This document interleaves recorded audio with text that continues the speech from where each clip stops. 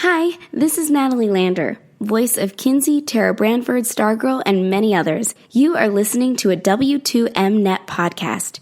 You can visit W2Mnet.com for other podcasts about entertainment, video games, sports, and wrestling.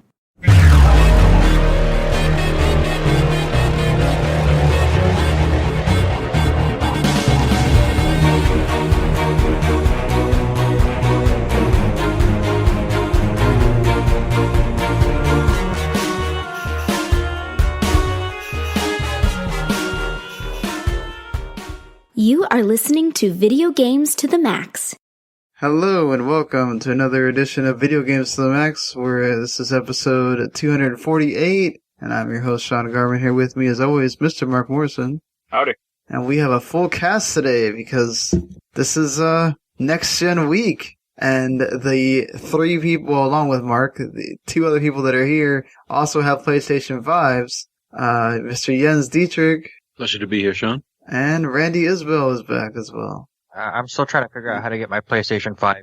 Good luck with that one. Put it sideways. That's what I had to do. Remove a shelf. Right? That's almost what you have to do.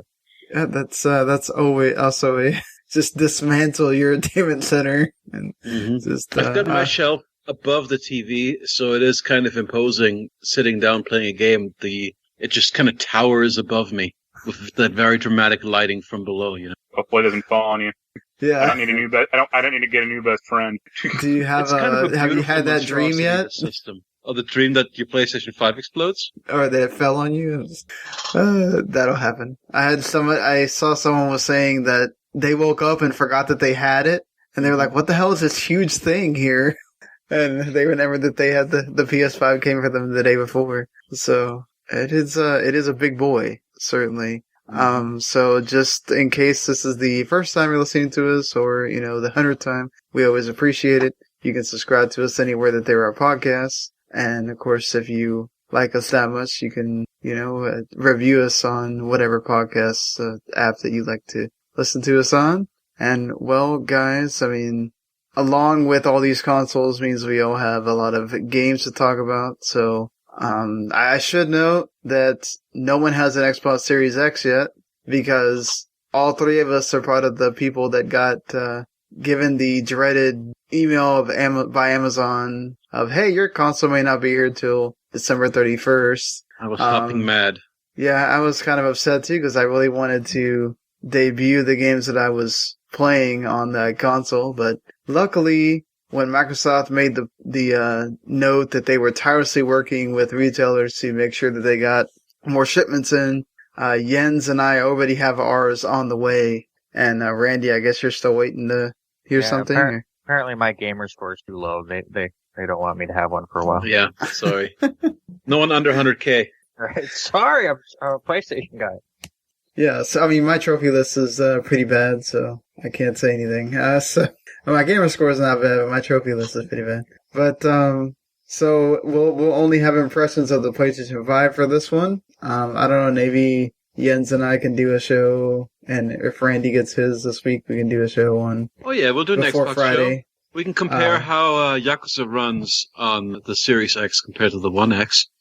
Yeah. I've been playing on the One X this week since I don't have a Series X yet. I've played it on the PC, my phone, and the Xbox One. So that's been interesting to see how all that works. And I should note that... Are you playing yeah. Fuser on PC, or where are you playing that? No, Fuser's on Xbox. I'm playing that. Okay, that's Xbox. Okay. Yeah. Me too. Yep.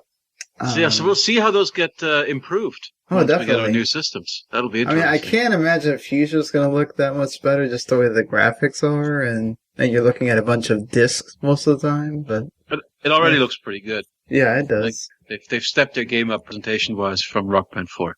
Yeah, that's not saying a whole lot, but... Okay, well, fair enough. The characters look better again. The characters look more like the Rock Band.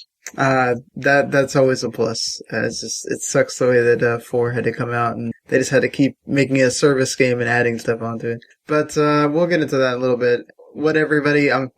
at this point, you probably heard it ad nauseum, people's takes on the PS5. But for you guys that have all had them for relatively the same amount of time, what do you like? What are you enjoying the most about your PlayStation 5, Randy?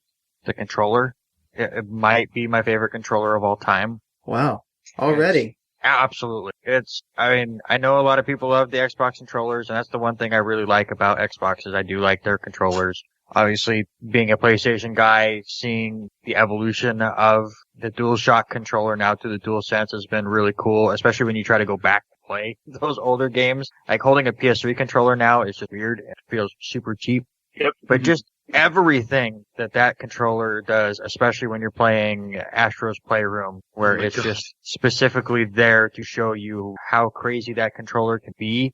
And the way that I want to see some of these first-party games mess around with the sound that are coming out of that system, because I think that's what I was more shocked from before. Because obviously, the DualShock 4, you had the sound coming out. Yeah, of the it's controller chintzy a though. lot. But that was the shittiest speaker ever. Yeah, it was. And now to hear it in this, where just like even when you're again in Astro's Playroom, when you're walking around, all the footsteps the sound is coming out of the controller, and it sounds fantastic. And it's added into all the little vibrations, I guess is the word The for it. haptic feedback. The haptic feedback, there you go. In the controller, it's so crazy. And I just got into Spider-Man today. I've only played like a half hour. Spider-Man makes subtle use of it compared to Astro's Playroom. That's the first thing I noticed at the beginning of Spider-Man when you're on the subway and you can feel the tracks underneath. Mm-hmm. Man, the things that you're going to be able to do with this controller. I don't expect a lot of third-party or companies to really take full advantage of it. Of course, they're going to be doing it for both platforms, but man, first-party games are going to be so fun. Mm-hmm. I think you've got a good case for this being the best controller. I have a fondness for the Xbox Lead controller, but of course that's very much a horses for courses kind of thing where that controller is going to be the best controller for certain games, for traditional first-person shooters and stuff like that. But yeah, as far as, something that feels next-gen or truly innovative in the way that we haven't experienced yet, this is it. And I love Astro's Playroom besides being, a beautiful museum of all things PlayStation and a fun platformer in its own right, also just being this wonderful proof of concept for developers to look at and see, okay, this is how we make our game feel good. Like, here's what you do, for things to feel satisfying and just, it's almost like, it's your instruction manual for how to design your controls from now. You guys are both crazy. I guess you both were getting the original Xbox Duke controller, huh? Man, I bought the new. Remember they did that nostalgic. They brought it back. Yeah, of the Duke, and I bought it because I'm a nostalgic idiot who makes dumb impulse purchases, and it did not feel as good as I remembered. Let me tell you. I was so happy once they made the revision where they had the smaller controller. I was like, oh god, this feels so much better. Like, no, funniest thing, I thought it'd be funny to play Red Dead Redemption 2 of it at the time.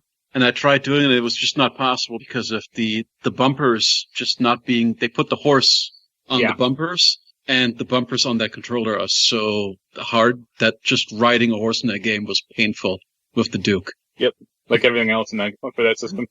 Well, I think it's just the Duke's made for old games that didn't use the controls the way that modern games use the controls. Yeah, you wouldn't use the bumpers for that back then. I'll agree. I mean, both you guys make good points about the controller. I'd say that's my second favorite part of it. My favorite part of this PS5 is the speed of it, especially downloading games. It's so snappy. Well, downloading is fast, but just the interface is fast. Well, the interface is good, but I mean, I downloaded 40 gigabytes of Assassin's Creed in 10 minutes, and for the PS4 it would have been an hour. And for whatever the PS3, they did with it would the have been PSN, 3 days. Yeah, whatever they did with the PSN pipeline is just a lot better. I wonder what bottlenecks there were for, or if it was just the fact that this is now an SSD drive. I think a lot of it has to do with it being an SSD as well. Which, by the way, this system is whisper quiet, and literally the only thing I hear now is the drive. I just hear the little clickety-clack when it's installing stuff. But other than that, that system is whisper quiet. Yeah, it makes me really want to test out the streaming capabilities of the PlayStation Now.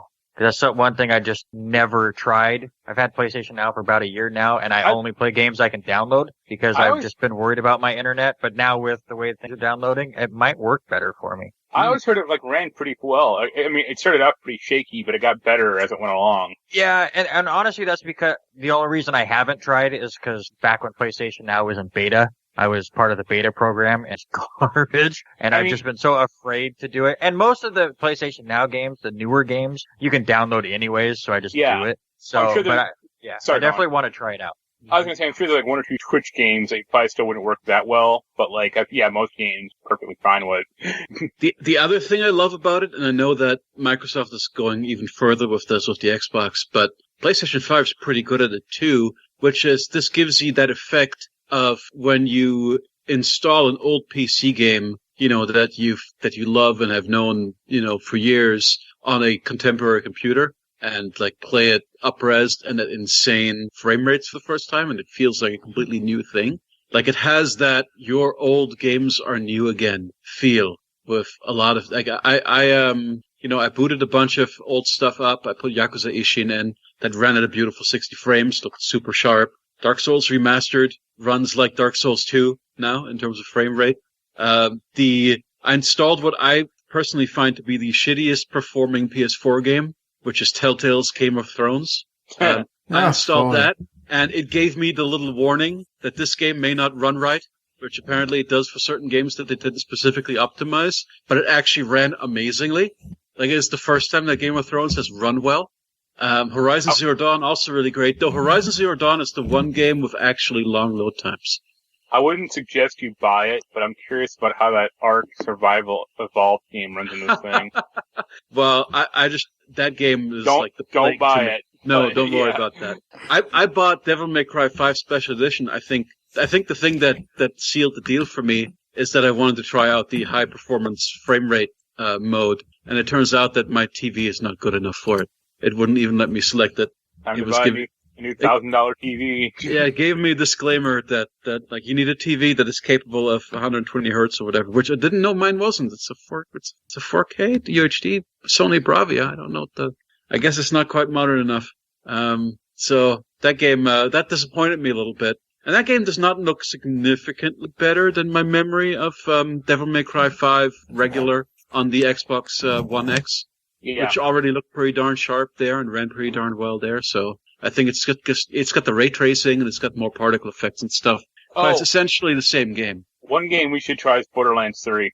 Oh, that'd be interesting. That would mean installing Borderlands, soiling this console by installing Borderlands 3 on it. But that was one of I remember that was a terrible running game in the PS4. But this is like, Mark, this is like a virgin. This console is untouched by Borderlands 3, and maybe we should keep it. Nope. Well, just go on your Arc point. Series X did optimization for it, and it runs 4K 30 to 60, and it's 7 times faster loading. So whatever it was that it loaded at previously, I'm sure it'll be somewhere around that for the PS5 as well. So imagine 7 times faster it loads if it was really slow. Yep. I also booted some Vanillaware games, and they ran, and some of the LucasArts I booted up full throttle and some other stuff. And everything, there's nothing with like scaling, like everything seems to run pixel perfect from what I can see. Except for Assassin's Creed Syndicate, and I already had one game that didn't work quite right for me also. Oh, which one was it? Was it the pinball game? Yeah.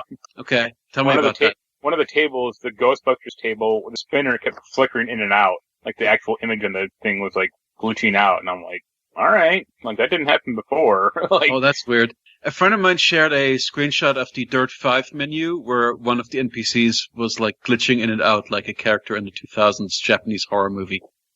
Well, and then there's the Valhalla where the main start menu will like have little colors, like little splotches of colors around it. Oh, is that a thing with the HDR settings maybe? Yeah, I'm not sure, but I've seen various people post screenshots of like, they have like red or blue dots like around that show up as they play. That's weird. So I don't know if that happens to everybody, but some people So it's not a generally discolorated area. It's more like little individual dots, individual pixels. No, not pixels, like circles of red or blue that'll show up. Oh, interesting. And sometimes they're like, it almost looks like, there's one, somebody posted like almost like Christmas lights flickering on and off and stuff. Oh, okay. So that's like when the textures don't quite come together right, I think. Mm-hmm. That's like the seams of the textures. That's what that sounds like to me. I'd have to look at a screenshot. Yeah, it's, I mean, you always have these kind of weird things with your... I can see that if old games just get sharper than they're meant to. You do sometimes see that where you'll see sometimes gaps in the polygons and stuff. because they're just rendering at a higher resolution than they were ever coded for. And now the areas, the individual components don't quite line up anymore. Have any of y'all had issues happen at all? As I said, not for me. For me, it's been just a dream as far as, putting stuff. I've just been installing game after game to see what they look like and how they run. And it's been pretty exciting. Except for the Ghostbusters one. I think Legion also had an instance of flickering graphics. That's about it. Okay. Yeah, I've had absolutely no issues on my end. I'm still trying to get used to the new HUD system and I'm so used to holding down the PlayStation button when I go to close, and now I have to just barely tap it to bring up the bottom thing, so that's a little annoying. Oh my god, the first night I was flipping out because I kept holding on the PlayStation button and it would just go right. And I didn't know what the hell I was doing wrong. I didn't realize that they had instituted that whole, which now that I know it, I like it, is that quick select menu. Yeah. Where they put they moved downloads, they moved all these kind of, social stuff, they moved it into the switcher. Which I really like, but I didn't even figure out how to access the switcher for the first 20 minutes. Yeah, it's just going to take some getting used to, but everything ran perfectly. I haven't played a ton. I haven't been switching around as much as Jens was saying. I played a couple of the PS5 games, the Bugsnax and Astro's Playroom, the 2 free ones they got, and a little bit of Spider-Man. The only old game I've played so far, I played Fall Guys last night for a little bit, and that's not obviously going to be too much of a difference because you're playing with other people, so load times are the same. But I played MLB The Show, played one game today, and load times were still a little longer than I was expecting, but the menus were so much crisper, and it's just crazy how small things like that you notice instantly. It's like, it's not even stuff like I realize were bad. Like, I've played the show for so much that I'm just so used to it. But I was moving menus around, I'm like, oh my god, wait a minute. Menus were really bad. And now they're not. It's great. And I also love that, I know Xbox has been doing it, but PlayStation now allows you to see how long you've played games, which most of mine are really small anyways, because I bounce around so much. The only thing I wish they would do is let me sort to longest played games or whatever, but I was kind of scrolling through and I'm pretty sure if I did my top 5 games that I've spent the most time in, which is slightly skewed because my son will play on the system and was using my account for a long time, but I think my top 5 on there were Minecraft, and 4 different years of the show. I played that game a little bit. Yeah.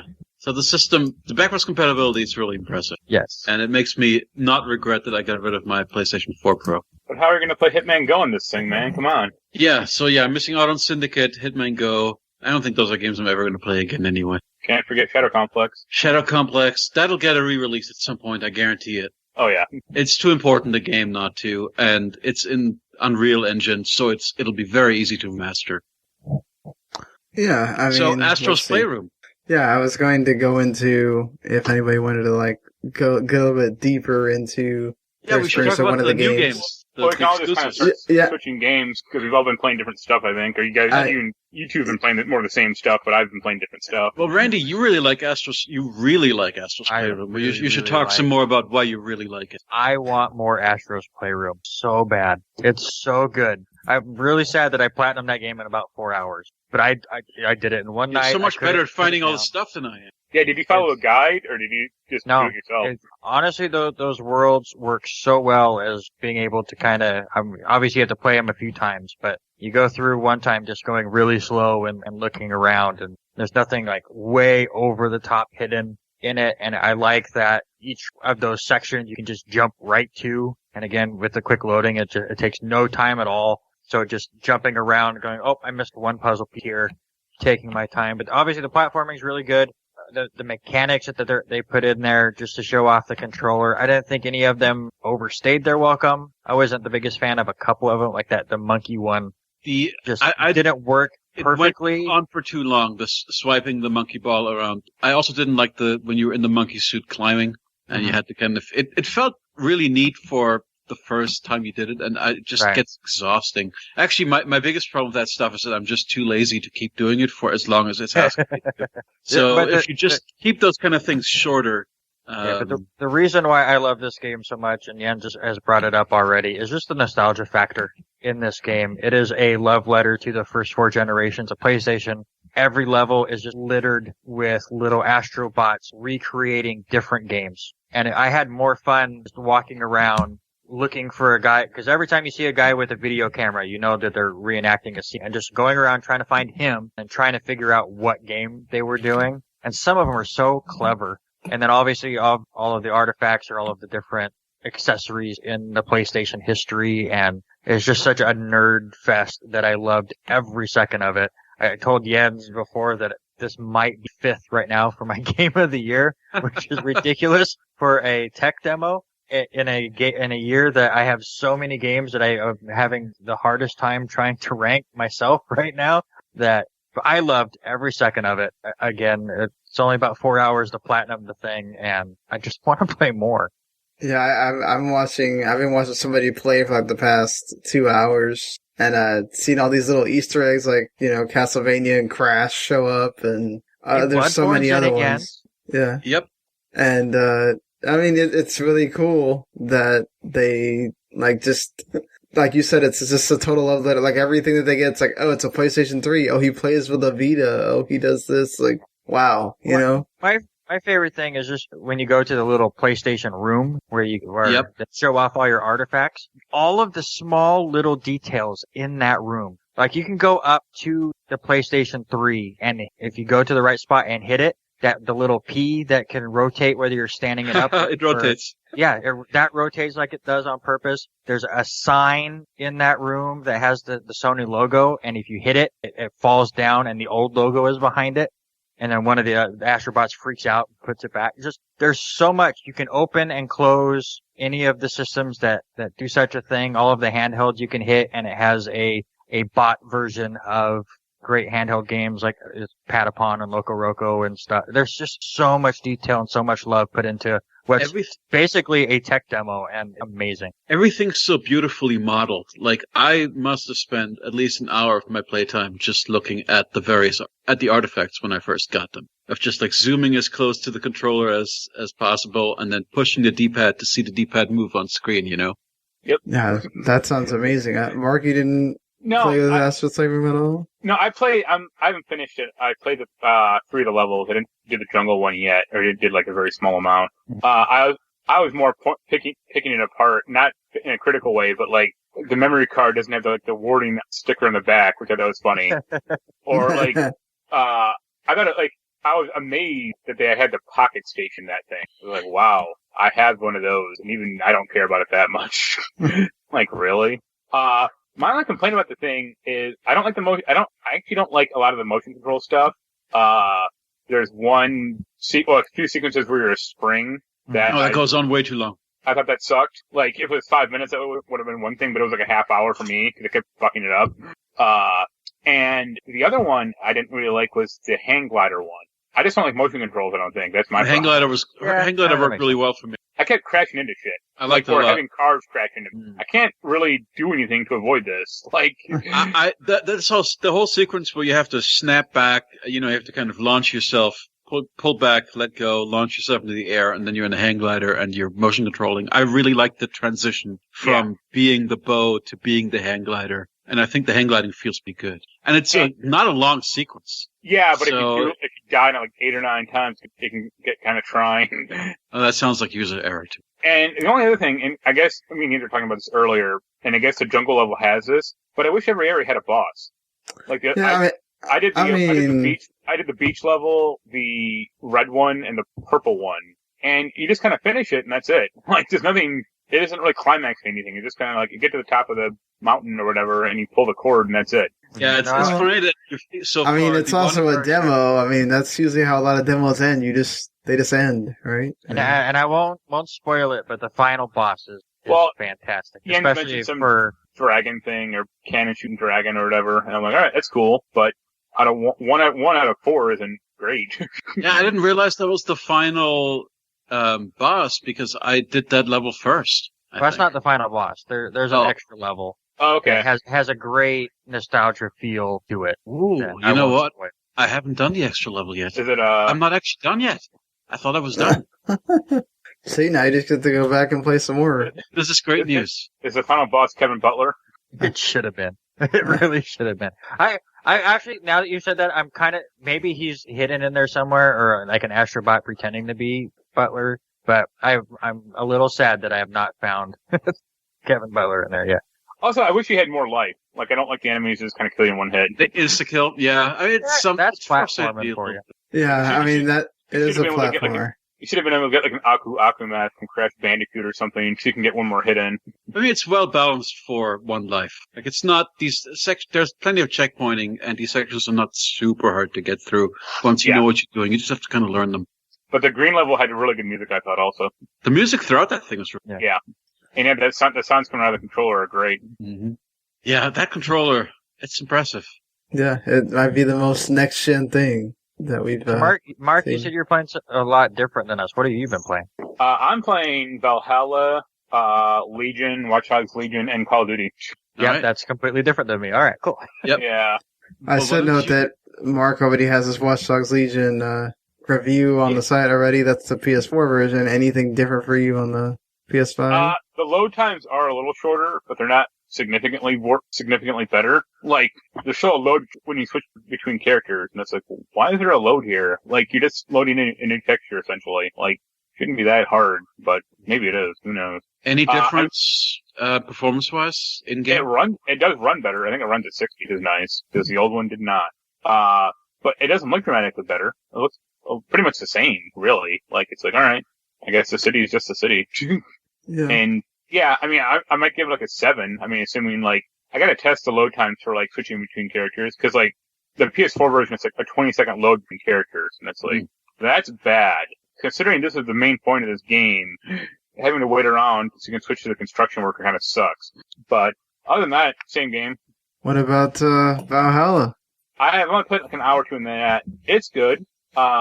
It's really dopey how they do the gender switching, or like if you want to play a woman or a male character, because you start off as a young boy, and then like after the first like intro mission, it's like, oh, we're getting 2 different data sequences from this DNA, and I'm like, what? And there's 3 options when you create a game. It can be a male, it can be a female, or it can be both. And the both is you might play as like a male for most of it, but you switch between a female at random times. Or, I'm not sure how it worked out, but it was like really weird sounding. It's like, this isn't part of this franchise. And I thought the gender stuff worked in Odyssey really well because it was part of the story. Yeah, like, you were one of 2 siblings in which everyone who's not the player character is the main villain. I thought that was a really good idea. I mean, it was really well great handled. solution. And this one is just really half-assed. Like, they just thought, we have to have this option in here somehow. And you're obsessing over this. Just pick the lady and be done with it. I picked the guy because that's what it defaulted to in the intro. I mean, who knows? To be fair, for the time period, I mean... What I would like to know is how the game compares technically to Odyssey. Since I've just finished Odyssey, I'm curious if it plays any differently, or if you feel like it's a step up graphically. See, I'm too early for that. You do have an eagle.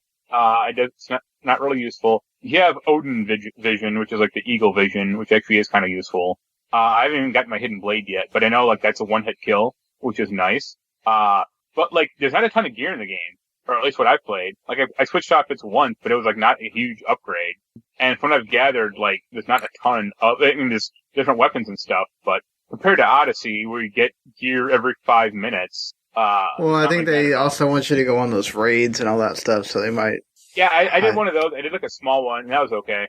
I mean, in terms of the fidelity, looks better. I mean, obviously. Although it's not.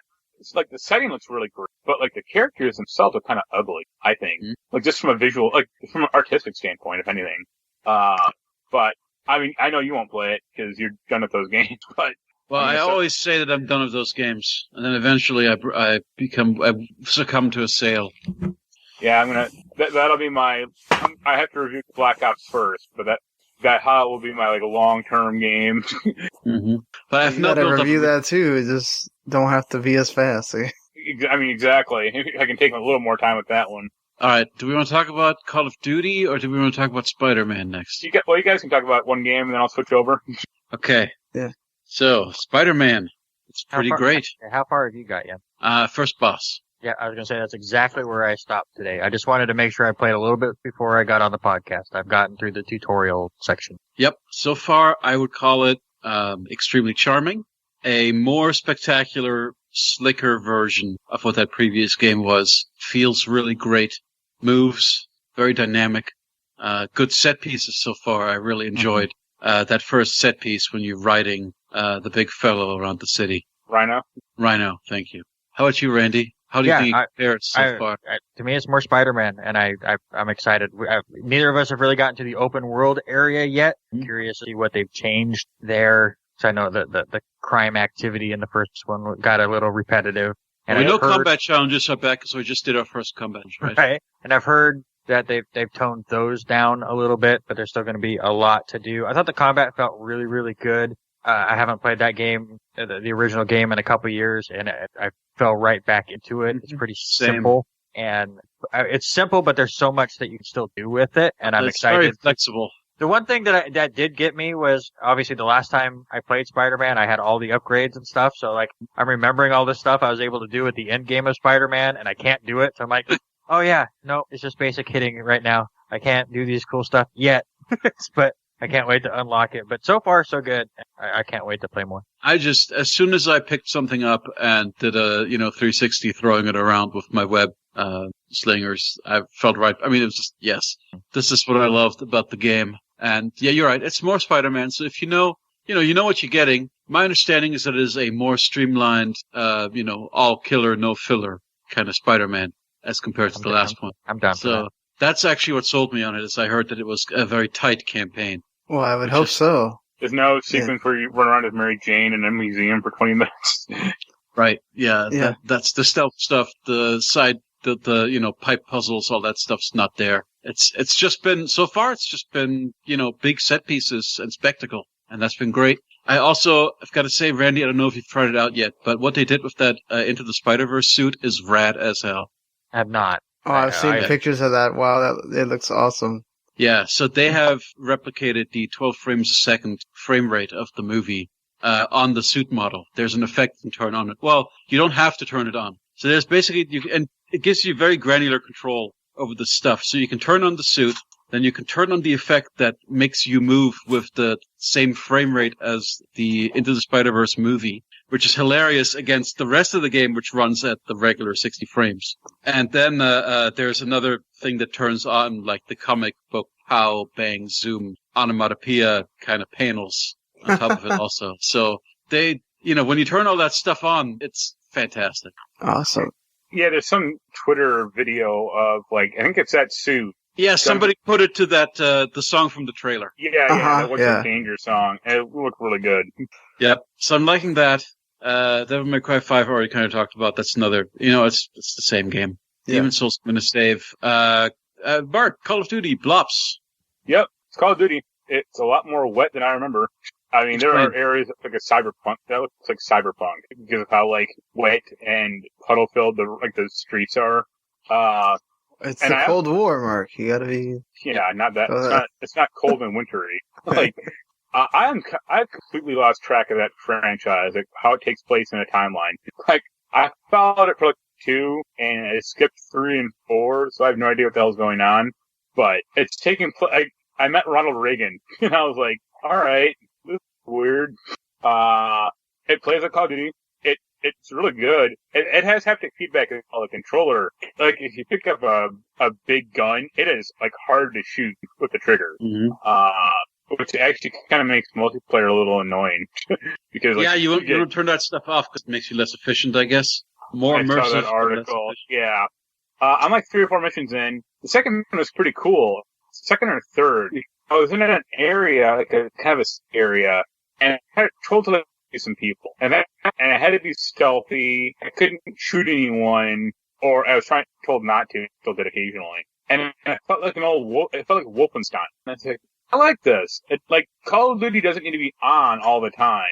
There was a mission where, the mission I think earlier, Jens, was you are in a helicopter just blowing up Vietnam. Oh yeah, that must be it. That sounds like what my friend was talking about in regards to Rambo First Blood Part 2. Yeah, you're raining down hellfire on all these villagers, for no reason whatsoever. But I like it. I like it so far. I like Call of Duty. I like when it has a story, which is nice. Blops have always been the more interesting Call of Duty game. Yeah. In regards to their story. The first Black Ops started with the Bay of Pigs invasion. They do interesting the historical fiction stuff is appealing because I generally like historical fiction kind of movies. Yeah. So this one is interesting.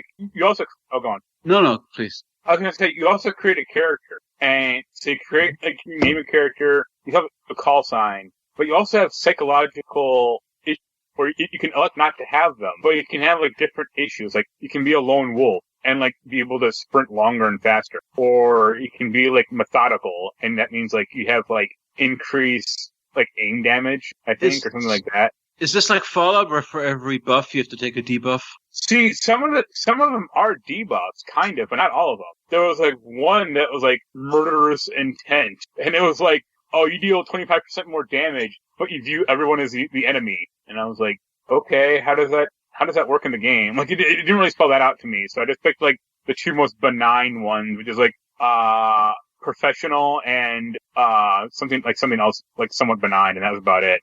But I'm kind of curious if you just go like psychopathic, like if the game changes or anything.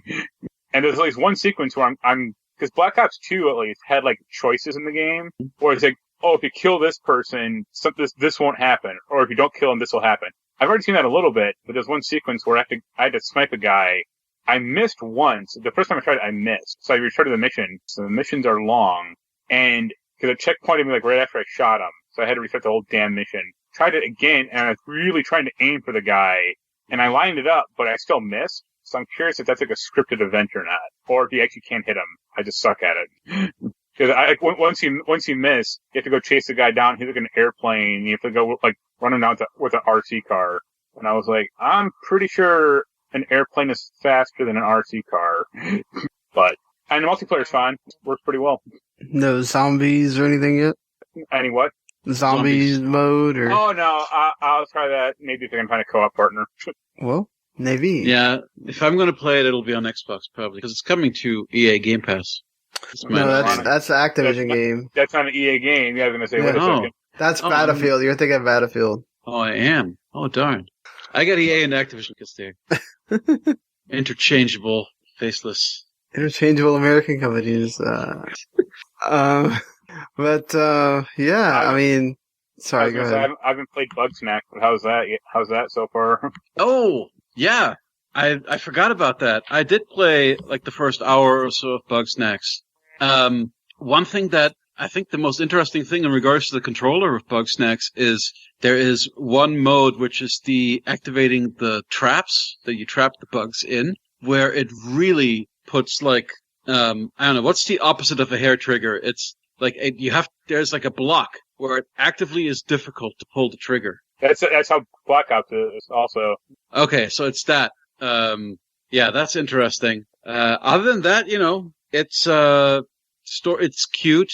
I don't really know where the story is going yet. There is basically arrive at this island and there's a mayor and he asks you're a journalist who's there to document this, these weird bug creatures and the civilization of people that live off them. And everybody is really excited when they eat a bug that, their arm turns into a carrot or whatever, even though that would seem much worse. So there's kind of a body horror element to it, but none of the characters acknowledge it. Everybody is just so excited that now my foot is 2 tomatoes. So it's the same story as BioShock? Yeah. Yeah, in a way. But the gameplay is you got to catch bugs and feed them to people. It's Pokemon Snap. And but with a puzzle element, the puzzles are the kind of thing where you harvest tomatoes, you put tomatoes in your sling, you use those tomatoes to make a breadcrumb for some bug to follow up to a point where then you've coated a thing that you want that bug to ram with its little snout with tomato sauce, because that bug just loves tomato sauce. And then they will be briefly, knocked out, and you can capture them. So basically, just bugs have different bugs are attracted to different things. You've got to lure them. Sometimes you've got to use them against each other. It's so far fairly basic puzzles, where you just kind of, lure a bug here, or this is a bug that when he spots you burrows underground. So you've got to figure out a way of luring him out or getting him out of the ground somehow. that kind of thing. And one thing I do appreciate is it doesn't give you too many hints so far. Like, it has been relatively hands-off, where it just says, catch this bug, and doesn't tell you any more than that, which I like. Yeah, absolutely. I'm really enjoying the puzzle aspect of the game. I've gotten to a few of them where I'm like, I have no idea. Or maybe I just don't have the right tools yet, which I like. It's pretty open in that aspect. So far I've probably met 6 of the inhabitants of this world, and they all want different things. And the conversations are pretty cute, especially when you have to interview them and kind of get a bit of a backstory. There's not a ton there yet. But yeah, it's BioShock meets Pokemon Snap. It's interesting puzzles meets these weird creatures that can only say their name, which it's just, but some of the combinations are hilarious to me, and the puzzles are at times pretty clever, and I'm excited to see what other kind of weird contraptions I get to use to be able to catch some of these things, especially once I try to go through whatever these trophies are. But it's cute, it's fun, it's not a game I'm gonna sit there and play for hours, but it's a good 20, 30 minute at a time kind of a side game. It does look very clean, but it does not look remotely next gen outside of that. Yeah, and honestly, it doesn't load very well. Yeah, I've noticed, because you go in between each section and it seems to load longer than you would think a game like that would. Especially when you just get done playing Astro's Playroom and you play a little bit of Spider-Man, and those are loading so fast. Maybe it needs a little bit more optimization. Well, it's the difference, I think, also between first party and third party, right? Yes, absolutely. But it's cute. Yeah, I mean, there's nothing wrong. As I said, it doesn't. I'm just saying it feels kind of like some of the PS4 games that are being upscaled. Speaking of that, Jens, I know a lot of old games. How does the save system work for you? Like, I assume you just transferred all your saves over. Okay, so the one big change that Sony has made this generation is they have made it so you can no longer transfer your saves to USB. So if in the future, so you get a one-time transfer, and after that one-time transfer, once the save has been converted into a PS5 version of the PS4 save, you can now no longer get it off the PS5 except via the cloud. So this is to prevent things like PS4 save wizard. Yeah. Because they don't like the fact that there are people who have cracked that stuff. I bring this up because Legion has I just copied all my saves from the PS4 to PS5. I loaded up the PS5 version of Legion, and it was like, create a new character. Like, it started to run into a new game, and I was like, what happened to my save?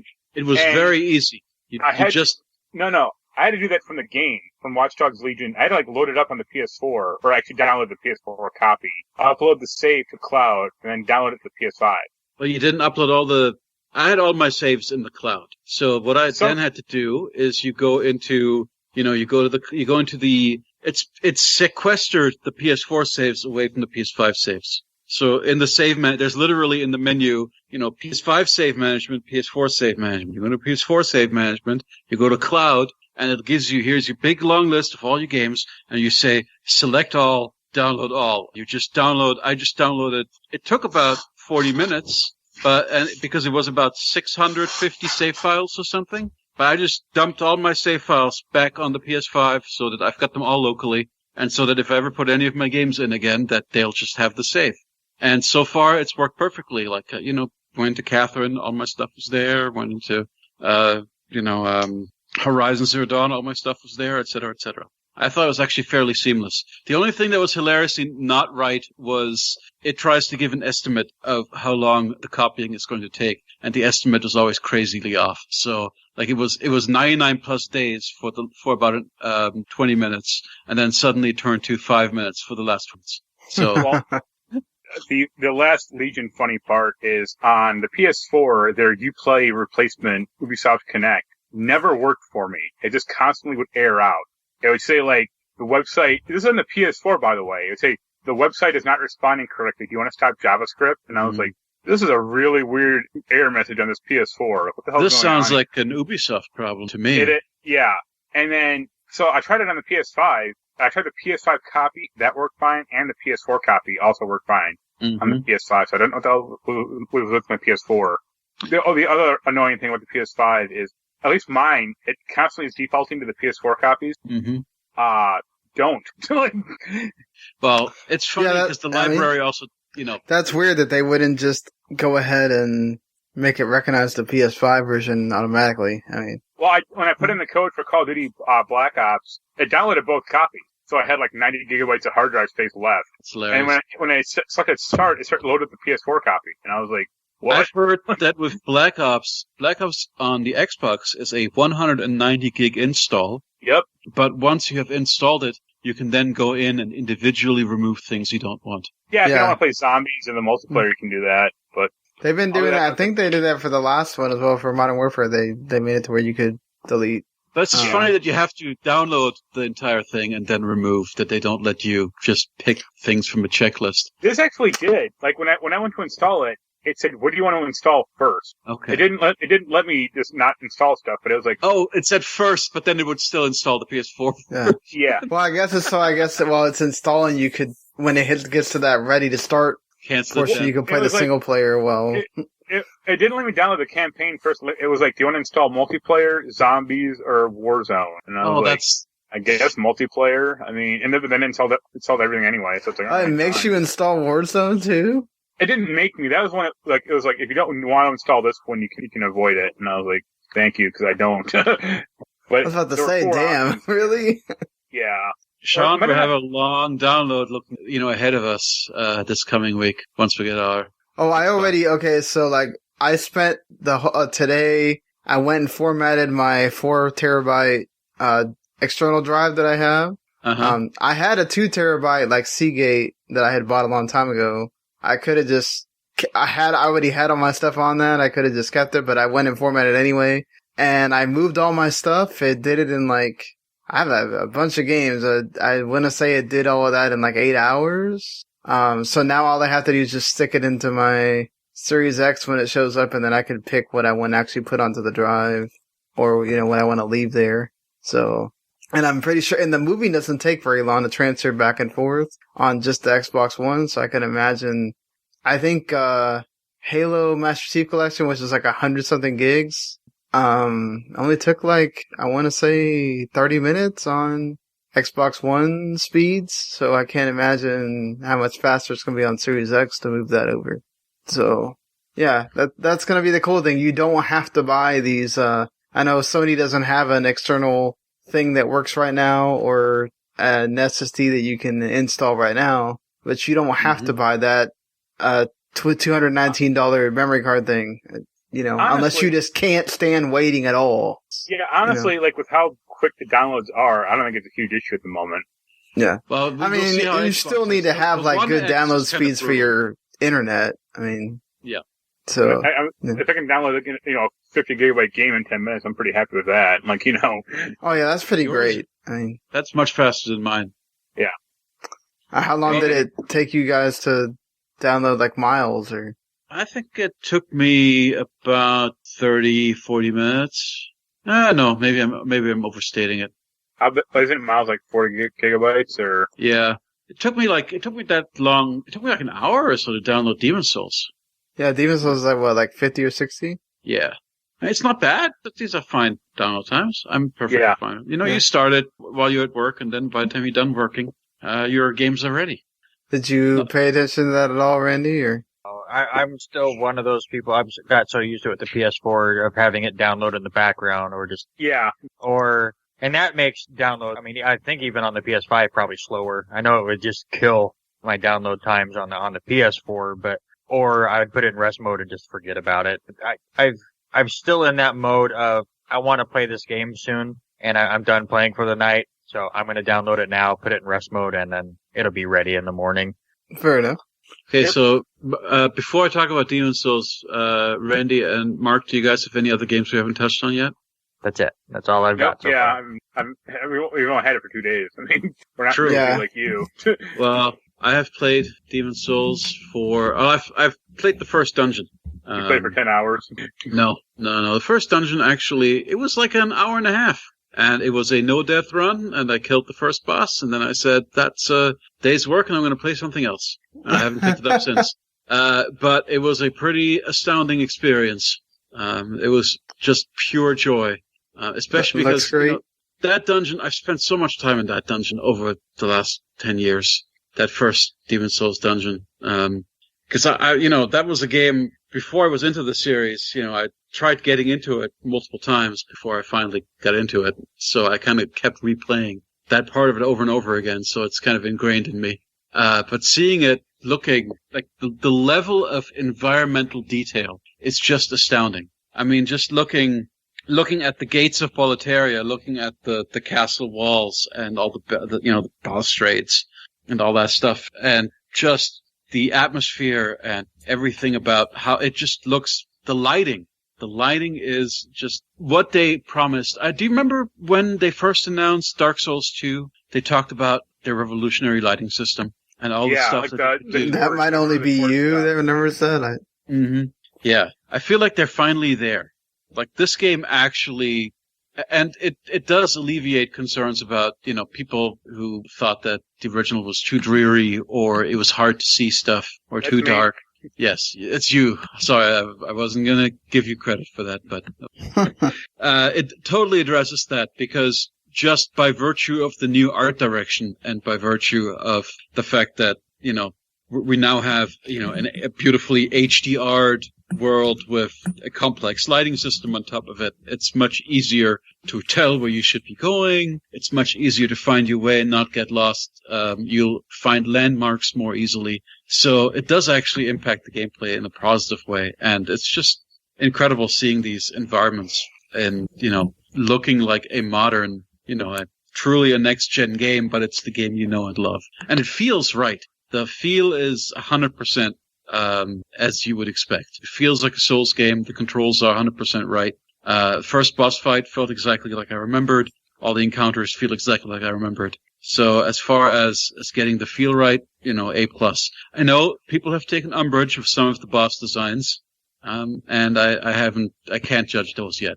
The first boss, which is a hilarious boss. I don't know if you've ever seen it. It's called the Phalanx, and it's literally like a bunch of Dragon Quest slimes that have absorbed somebody and taken their lance and shield. And it's just a phalanx of slimes with lances and shields looking out at you. And it's great. And you've got to kind of break it up into little pieces and fight the individual slimes and stuff. But yeah, it was still same old great boss fight. And you got to set them on fire. Fire is kind of nice. So that makes it big for anybody stuck there. That first dungeon is a really great. It's almost like the first, how the first Doom level teaches you everything you need to know about Doom in like 15 minutes. That's kind of what this first Souls dungeon does. Anyway, I love this game, and I love being able to play it again like this. I think I'm going to savor it and really space it out over a long time. We'll be needing the Demon Souls update minute every few weeks. No. But yeah, beautiful. Well, I'm glad you got a lot out of the game that you really wanted to play. So. Oh, and I need to say that I know Marc will groan at this, but this is the first Souls game with a good character creator. Yeah, I read the article, so I'm sure you spent an hour creating your character. It's like it's almost like Desert level as far as what you could do with the faces. And it gives you really good presets, and it's actually hard to make an ugly character. I mean, you can do it. So, yeah, I have a question. So I've only played a little bit of Bloodborne. Does your helmet ever come off Demon Souls? Or are you ever not a zombie? Let me ask you, that's a better question. Oh, yeah. Totally. And there's also a ring, I think, that you can get to just make your appearance that keeps you at least not hollowed, or not hollowed looking at least. There's something you can do there. But you're right. I grant you that in a Souls game where 99% of the time you're wearing a helmet and can't see your character's face, it doesn't matter. But it's the principle of the thing. I just like that it's there. It also doesn't matter in every other game. No, I think it really matters in games like Saints Row the Third, where it or Mass Effect, where it puts your character in the cutscenes, because you want to see your creation nice and up close and interacting with other characters. Nope. That's what's fun about it. I like default ass Mass Effect Shepard male model. I could not. I actually find that guy to be super punchable. Yeah, because he's a real guy. That's why it works so well. Okay. Anyway, that's the console launch. As always, this is just, I don't know, new. I mean, we've each only had it for 2 days, so yeah. It's not the the reviewers have been of like 2 or whatever. So yeah, I've played like an hour from each game and 3 hours from Astro's Playroom. Speaking of games that I've played, maybe the first 2 hours of, let's talk about Yakuza Like a Dragon. Yeah, Yakuza is how far are you? And I just hit chapter 3. Okay, so we're pretty close then. The stupid things that like to hit. I love the setting in the first chapter. I loved seeing Millennium Tower being built. Yeah, that is like that instigating moment at the turn of the century was such a great chapter to get to introduce everybody and introduce this connection to the family. And Ichiban's a great character. He's named for ramen. What do you expect? He's really funny. I enjoy him. Like from the first time you see him, he's there making some kind of joke, and then his I forgot the name of his friend, the blonde guy. Don't remember anybody's names right now other than Ichiban. They don't. When Arikawa, the head of the Arikawa family. I don't remember his name. I just know him as Arikawa because they don't mention a lot of people's names in this game yet. I will say, like, it's amazing to think about. They turn this into a turn-based RPG, but you wouldn't really be able to tell the difference because a lot of the stuff is very similar, and like the weapons are auto grab. So if he has weapons around him, he'll just auto grab them and whack the guy with it. He'll auto grab a bicycle if you stand next to it while you're doing the special. That's classic Yakuza where you get different moves based contextually on what you're standing near. Yeah, no, I love that. I love the fact that like there's context to depending on whether you're able to the enemy's still knocked down or not. So if he's still knocked down, you can hurry up and attack him again and like kick the crap out of him and get better damage. So like, and then once you get a different, like, you just get the second character in the middle of chapter 2, and then you can really like tag team that, which makes it easier to get through. It makes it so much better. Early on in like the first chapter and a half when you're by yourself, it feels kind of brutal when you deal with a gang of 5 dudes. Oh yeah. Just because you're 1 against 5, it's not like a regular Yakuza game where you can avoid being hit. In a regular Yakuza fight, I rarely take damage against regular dudes. But here it's unavoidable, and they make a thing out of that early on, which is cute, where, he gets beaten up, he's got a lump on his head, and he and his best friend have that conversation about it, and he talks about how he visualizes life like a Dragon Quest game, and that's how he thinks about it. I'm the hero. Always the hero. But that also kind of hand waves, the fact that you just can't help being beaten up all the time. And, well, you can guard. So like they have unless the only time that it makes sense to guard is when there's a heavy attack coming in. But like if you're dealing with a bunch of regular dudes and you want to start whittling them down, you're not going to be guarding. Well, no, I meant like where you can you can try to parry, where you can kind of shoulder some of the, you don't get hit as hard. Right, you can reduce it. Yes, that's true. That's true. Just like the Mario RPG combat system. But yeah, no, all that was building up to is you're absolutely right. The dynamic of the game totally changes for the better as soon as you have a second party member. It becomes way more awesome.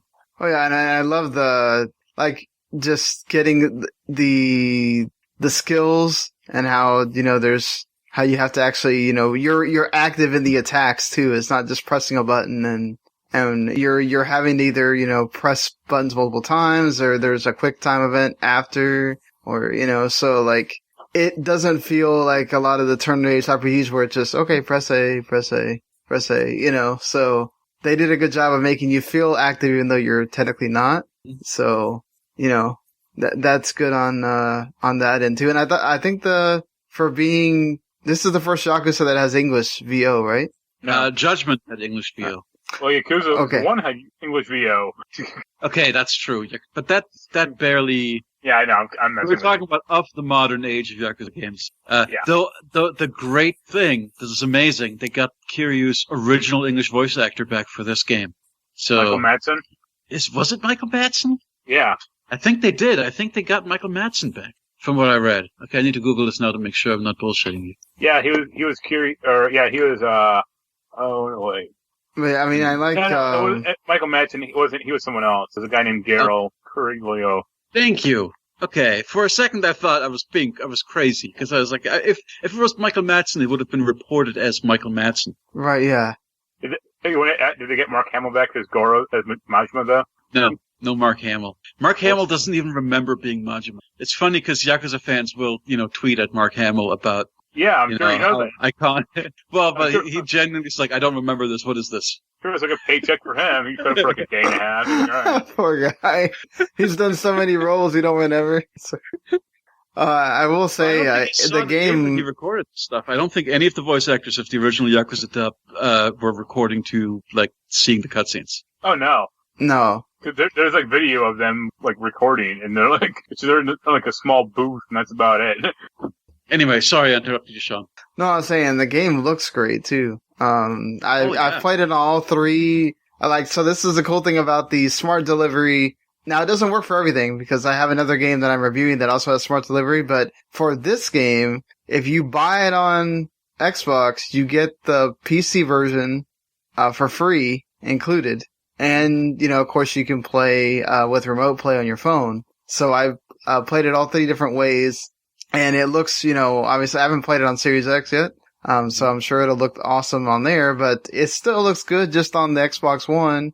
And, on the PC, obviously, up res and everything looks great, even though it's not very well optimized. It's still, I have problems with it like stuttering when I'm like out in the open world and stuff like that. So I still think that Sega has a bit of an issue sometimes with optimizing their games for PC. I thought the PC versions of those Yakuza games had really good reputations. They were fine. No, for the most part they work well. It's just something I can't seem to. We also have like weird issues on your PC anyway. Yeah, but I was playing it on the One X, and it works. It runs really well on One X. Curious to see what the Series X is going to add. Or if it's I can't wait to get deeper into it. And you're getting to the. So, is this a new thing? Where did they add this for this year? Where you have to pay to play like slots and stuff like that? No, that's been that way for a few. Well, you have to buy something separate. Oh, no, the slots you don't... Oh, you're talking about that. No, that's free DLC, isn't it? Okay. So, I know what you're talking about. You went to the thing, and as soon as you started to the gambling hall, and as soon as you tried to select the slot, it told you need to get this, you download the slot. From the store, yeah. So, I got briefly mad at that, and then I went into the store, and I saw it was a free download. So it just seems to be something that they've added after the fact. Yeah, because I did get the one that's $10 more that has the... Yeah. I think you have more jobs and stuff like that. Yeah. It's a package with all the slots. And I got the jobs. The jobs apparently are really worthwhile at the low levels because they give you important abilities for traversal and finding objects and stuff. I do love the way that they have the objects in this game too. Like their little suitcases and other things too. I mean, it's just there's just so much to love about this game. Like, obviously, turning it into an RPG puts it more into My Arena than just be an action game, but there's just so nice little touches that they add. The characters are really charming, and it covers an interesting period in the history of Yakuza, kind of between 0 and 1, showing the rise of the Omi Alliance and the the beginning of the conflict between the Omi Alliance and the Tojo clan. Yeah, I mean, all that stuff is interesting, and just I like the way that they set up his back, Ichi's backstory and everything, and it's certainly a big change once he goes through the transformation from being the young guy to now I go to prison, and then you see the character you've seen in all of the trailers and all that. Oh, that's very Kiryu-like. That's actually the two ways which he's the most like Kiryu to me is that. And the fact that his outfit is basically an inverse, where, Kiryu wears red shirt, white suit. Ichi wears white shirt, red suit. So. He certainly stands out a lot more, though, with the red suit. Yeah, they are similar in those ways, and in being, ridiculous do-gooders for being Yakuza. But, man, Ichi's kind of a hilarious and adorable dumbass. He's so stupid. There are moments in the story where he's in denial about things, and he's just like a child in a grown up gangster's body. Yeah, and he's so naive. That first mission where you're taking away money that was from fake porn or whatever. Yes. And he's like, you're gonna go give all that money back to each one of those kids. And the dude's like, what? You're gonna make me waste my time doing this? Like, really? We cannot sully the Yakuza's reputation by making people think that we sell fake porn. We only sell real porn. It's just beyond the pale otherwise. See, there you go, Randy. If you ever wanted to get into Yakuza, that's the kind of stuff you have to deal with. Already, no, he's played Judgment. Oh, yeah, you have played Judgment, that's right. I've got into this world now. Have you guys unlocked the crab summon yet? Oh, no, that's way later. Oh, far in the future. I do like the new city, though. That's a good innovation because, we haven't really had good new cities since, I guess Yakuza 6 had a tiny little fisherman's village, but 5 is the last one with really big cities like this. So I'm excited about that, too. The setting's really good. We're in the Kanagawa prefecture now. Yeah, I haven't quite got there yet, but I literally got to where you have to save to start chapter 3. So, we'll see. But yeah, man, I'm excited to play more of Yakuza. And I haven't played a ton of Fuser because I've had to switch between, the 4 different games. But from what I have played, I mean, it's Harmonix doing their thing. I love the variety in the music that they got for this game. And, because with Rock Band, yes, the later years, they've kind of gone more to the pop stuff because it's easier for them to get. They don't have to pay as much money. But I just love the fact that you can have the charts with a rock song, rap songs, all that. And then, of course, the campaign that's trying to teach you stuff. There's certain things you have to do. And how are you liking it, Jens? I have a couple of... I like it overall, but I have a couple. Firstly, I feel that the campaign encourages you to spam disc changes. Oh, yeah. So, what you would never do in a normal mix, because the campaign, each scenario in the campaign, each set, gives you a very limited time to do a whole bunch of stuff, and all of your bonuses come from either switching or ejecting discs on the downbeat. So you've kind of got a counter where it shows you the downbeats for the entire set, or for at least the next, minute of set, next stretch. And then you've got the same kind of counter for each individual track, of which there are always 4 parts, which is usually some combination of, bass, melody, vocals. So whether it's piano or horns or whatever, there's always, 4 tracks of different instruments or elements to the song that you're picking from, and you always want to drop them on the beat. And the game, at least the campaign, if you want to get 5 stars, which I found much more difficult. Oh, it is very difficult. I haven't been able to get... I think I got 4 stars on one, and... So I've gotten 5 stars in the first 2 tracks. That's as much as I've been able to do. I have not gotten... And after that, I've not gotten anywhere close to that. And the only way to get those 5 stars, for me, was to just literally every 10 seconds you change something. Just constantly cycling through your entire set of albums and just, almost don't even care what it sounds like. Just drop, drop, drop, drop, drop, drop, drop. Unload everything. Drop, drop, drop, drop, drop. In a way that you would never do if you were actually a DJ. So I just wish the campaign was a little bit more relaxed. It feels incredibly frantic, and it feels like you just have to be at 11 the whole time in order to get 5 stars. And it's brutal, even early on. That's my first thing. Yeah. It doesn't, even in the once you get past that first, the tutorial one, you go to the next one where it's telling you got to drop stuff on the downbeat and everything else. And it's like, damn. And those downbeats come by quick, and you don't realize that you've gone through 2 downbeats, and you're sitting there like, oh crap, now I have to get back in the rhythm again. It's no joke. Like you're saying, you gotta be quick. And then that's the thing too that I would say bothers me is just, it doesn't feel like it's really trying to teach you to have a good mix or understand. Exactly. It just feels like, I mean, I get it. It's a game. It just wants you to drop all the time. It doesn't, there's no, let's cool it down. Okay, there is cooling it down. There is taking tracks away. And then you want to, it'll give you little goals.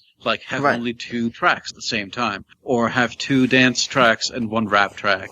So it wants you to fulfill these things for a set period of time. But then there's also a time that's counting down for the set list as a whole. And you want to fulfill all those goals so you can get max bonus. And then there's also requests from the audience where they say, I want to hear horns, or I want to hear Take Me Now, or Take Me Out by Aha. So you try and fulfill all that stuff while also, maintaining the as many drops as possible to get 5 stars. And it's super exhausting. Yep. And I think it's just more exhausting than even being a real DJ, because you would never drop that much. That's my biggest complaint. My second complaint is that, and I know you like the variety of songs. I know maybe a dozen songs out of that entire track list, and those dozen songs that I know and like don't mix well with each other. So I think it's going to be a long journey for me to kind of figure out stuff that actually works, and if I ever wanted to make a good mix in freestyle. Which freestyle is a totally different thing. Freestyle actually is really great and gives you a lot of control and is super fun to try and figure out. But I have not managed to really make a great mix yet. Mostly because, again, the stuff I like doesn't combine well. So, and that actually lets you, I haven't even in the campaign gotten to doing things like, I noticed in freestyle that you can adjust the beats per minute. So you can change the tempo on the fly, so that's something. And then you can mute and unmute the tracks. There's controls for that. But you can't, to the best of my knowledge, change the mix, which is something that I would want to do. That's what I would really want to do in freestyle, at least, is let me bring up this element, or I want the beat, but I don't want the beat this overwhelming, The beat always is really overpowering. I realize that it is the driving thing for a dance song, but I wish I could pull the beat down sometimes and maybe get the horns up a little bit. But that's just because of things, how I prefer a mix. Yeah. Anyway, so what you're saying, it's not actually teaching you about how do you put together a cool mashup. Right. It's not making sure that what's actually being played sounds good. It's just okay, we gotta remember this is a game. It's almost like they took, and I get it, NCSoft is the one that's kind of doing the developing part. It's not Harmonix here so much. So NCSoft is the ones they did DJ Hero and they did, the Hero games, which were much more focused on being a video game. Those are great mixes. Yeah. But that's just, you're just, Simon Says-ing along with them. Right. Which is very different than this. Well, I mean, a lot of times, if you'd compare, say, a Rock Band and a Guitar Hero version of the song, Rock Band sounds more like the actual song, and Guitar Heroes is more like, hey, how many buttons can we get you to press in this amount of time, because we want it to be hard, and we want it to be crazy. And, I feel like that's what they kind of did with this game, because they said, well, you can always go into freestyle and do whatever the heck you want, I guess. Mm-hmm. And I don't know. I feel like the campaign, if you're going to have a tutorial and you're going to be slowly introducing stuff in there, you should also kind of have a section where let's also see if people can figure out how to make good mixes too. Well, I've heard good mixes. That's the thing. Yeah. The people have shared. That's one cool thing about it on the menu. Yeah. Sometimes it'll pop out. Random user shared this mix and it's a popular mix and you can listen to it. Mm-hmm. And you can actually see them. You can watch them DJ like it's a performance. And it's really cool. And I've heard 2 or 3 ones of those that have been really great that I might say, oh, I want to export this and have an MP3 of it or something, Yeah, I'd agree on that. I think, we'll see. I'm more concerned about, will this get legs? No. And be something that's going to stick around, because I want more tracks. I need more tracks. I don't think the track list is I'm too limited in what I can do, I feel, with the tracks that are there. Or I need to really familiarize myself with all those hip hop and R&B tracks. Well, I mean, it is a more of a DJ type game, so you're not necessarily going to be getting, I don't know what kind of music you're looking for, Jens, but, I think that they do. I kind of figured it was going to skew that way, more popular. What always works really well is to take a hook from something 80s and mash it up with 90s or 2000s, a rap. That always works really well. I do agree with that, but or doing your wispy. One song. Have you used Jolene yet? I think the melody from Jolene and the chorus from Pharrell's Happy kind of go over a lot of things. One thing I've not figured out how to use well is they have the Numa Numa song in there. That may be my favorite thing in this whole game. I don't even know that was in there. Yep. So I just haven't. Nothing has mixed well with the Numa Numa song. I need to find like something that actually works. That's not the easiest thing. You know, when Rihanna decided to do it, I was surprised because I was like, wow, they made this work. I didn't know anything mixed with that, but cool. So, you know, I just worry about that. Like, I don't want this to be another, like, something and I spent the money, like, I bought the VIP edition, so I bought the most expensive one that gives you the 30 tracks extra plus, the whatever comes with the game. Like, to me, you could do albums where you could just say, here's Oingo Boingo's Dead Man's Party, and that gives you all those riffs and horn lines and beats. Yeah. Oingo Boingo being timely as ever, huh? I mean, it's just an example of like things that if I were a DJ, I'd want to pull elements from. You know what I mean? You could, but I mean, are people going to buy that? That's the problem. Right. One person. Like that's my thing. It's like, okay, is this going to get like content? Rock Band would do stuff like, here's Rush's 2112, and now you can play Rush's 2112. Yep. If you're wondering what kind of music I like. I love Rush. So, and that was a total surprise because they weren't doing albums anymore at that point, really. So when Rush Angels had just come out around that time, no? Yeah, I mean, that was like, I think after 2112 was when they kind of just said, okay, look, we're not really going to probably do albums that much anymore. But, I just, because we got to remember they're not owned by, they don't have NTV anymore. They're owned by some like private firm. And if this doesn't... You mean... Oh, I'm an idiot. You mean Harmonix said they weren't really going to do albums? Yeah, Harmonix, yeah. Okay, it's like for a second, it's like Rush made like another... Well, I mean, Neil Peart died too, so that's probably going to affect things. But I mean, like, not to just, say that and it's a terrible thing. I mean, that's the heartbeat of that band. I don't know how the hell they're even going to, what they're going to do, with that. But I mean... Or just that there's no more Rush, basically. Yeah. Forget I mean, unless they're gonna do like, oh god, like with the guy, guy from Dream Theater joins drummers, or something like that. If they really wanted to, but I mean, they're kind of in their older age. I mean, it's not like they're not spring chickens anymore either. They're also just so close as people, you can't really replicate that relationship. Oh, definitely. So you can't replicate the songwriting because Neil Peart was also main lyricist on a lot of stuff. So yeah, that's very true. And anyway, sorry, digression. Yeah, I just hope that this does well. I'm worried about it coming out in such a stacked time period, and it's not even it's not a launch game being announced as a launch game for either one of the systems. It's just out there. Right?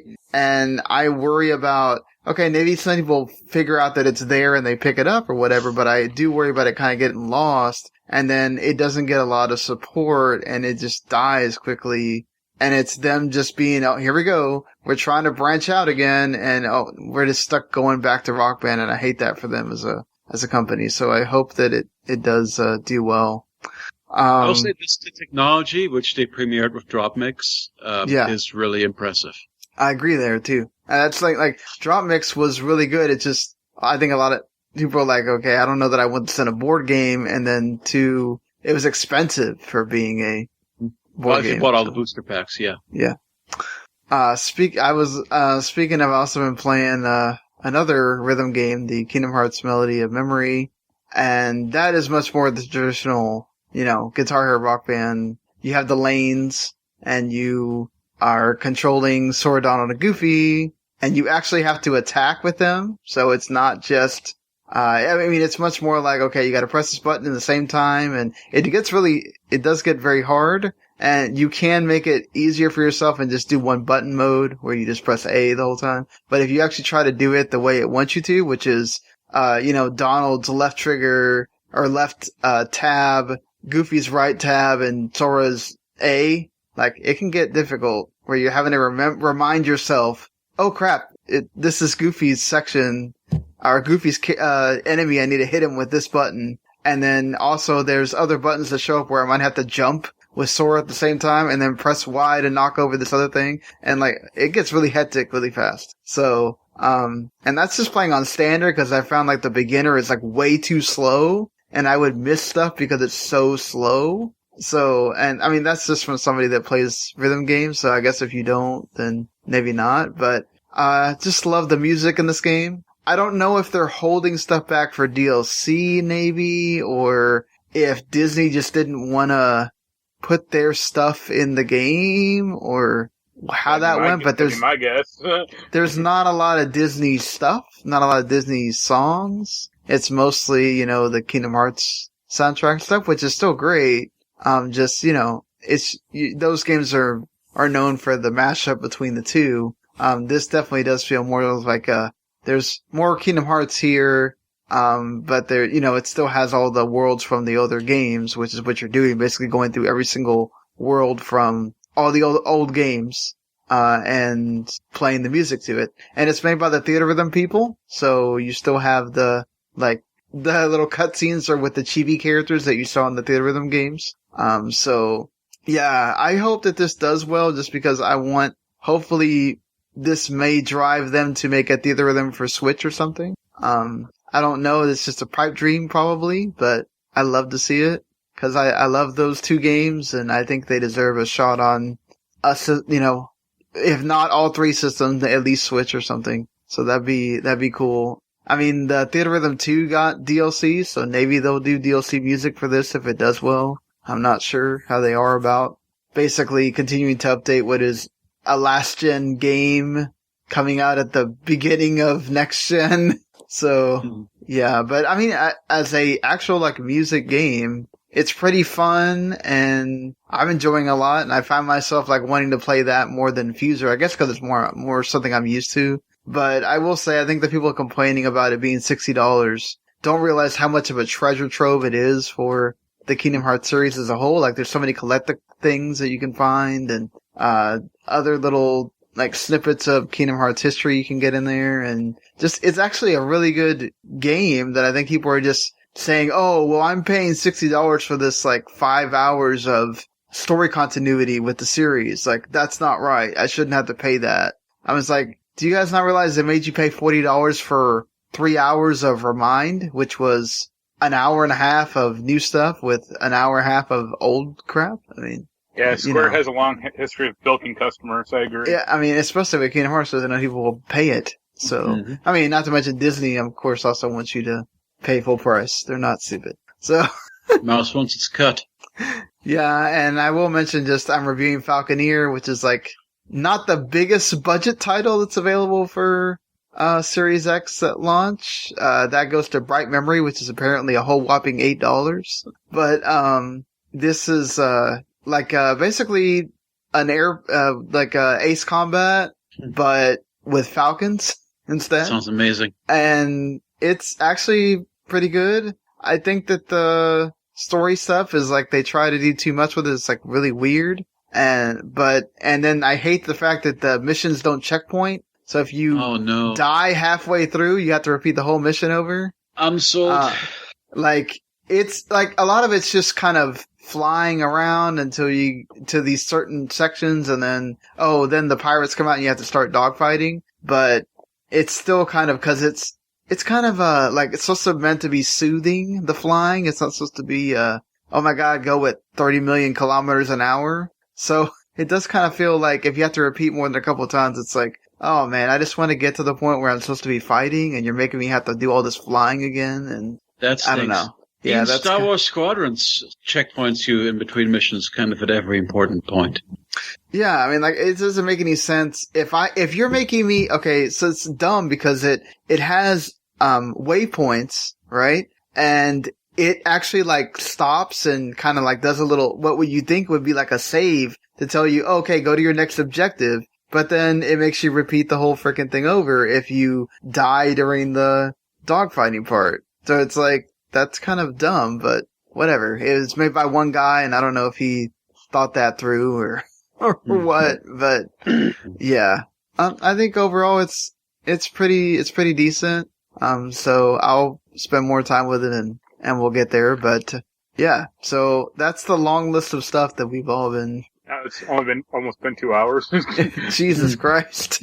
Really? Oh. Holy crap. An hour and a half of us just talking about games. Now it's time for news. Yeah. So the big thing that happened earlier today, or earlier yesterday, I guess at this point, is Ubisoft's was in some kind of hostage situation.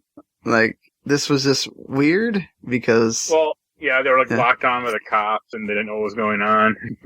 Yeah, it's in the Ubisoft Montreal, and I saw Eric Pope and a few other people that were working from home were kind of like, what is going on? I have no idea, and this is my team that's over there, and so yeah, I mean, it was pretty scary to just be seeing that unfold in pictures and reports. Thankfully, it looks like no one was hurt, but yeah, I don't know. I saw a lot of Ubisoft employees kind of freaking out. I mean, I'm going to assume it's, some disgruntled gamer or some, jackass. I think it was a fake 911 call. Yeah. Yeah. Which is really depressing because, I know, disappointing, right? It's some guy going, where the hell is Beyond Good and Evil 2? Well, I mean, Ubisoft did just ship 2 games very quickly, so... It's his own little act of corporate espionage, just like Watch Dogs Legion. But... Yeah, I mean, nothing happened, or nothing, no one was hurt, or, yeah. Of course. Yeah, I will say that, I mean, most of the news really rolled around the consoles this week, so it's not like anything we're really going to talk about aside from this breaking what thing. What about my Mortal Kombat movie? Well, I mean, you and Randy are the ones that, are reviewing video game movies, on Chapter Select quite a lot, so... Are y'all upset that you won't be able to be reviewing this? I don't know. I've never liked a single Mortal Kombat adaptation, so I was not having high hopes for this one. Yeah, he didn't like the first one, which is crazy because that's the one good video game movie that ever was. One of the few. How do you feel about that, Randy? Is that sacrilege to say?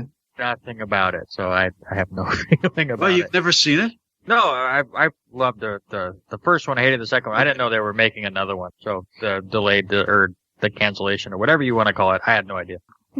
Yeah. Jens just has me too busy watching all these Japanese video game movies. Randy, we may need to change our schedule to accommodate for the impending 4K release of the Resident Evil series. Maybe we need to do a bunch of Resident Evil movies in a row. I'm in. Oh God! Please don't tell me you guys are actually going to review those movies. Yeah, because they're plowing through all those turds and then finish up with Monster Hunter whenever that gets released. Hey, listen, we've watched Assassin's Creed already. Wing Commander comes out next week. We've watched. Oh God! Wing Commander. You guys. I gotta watch the Street Fighter Chun-Li movie. Oh, Legend of Chun-Li definitely is gonna happen.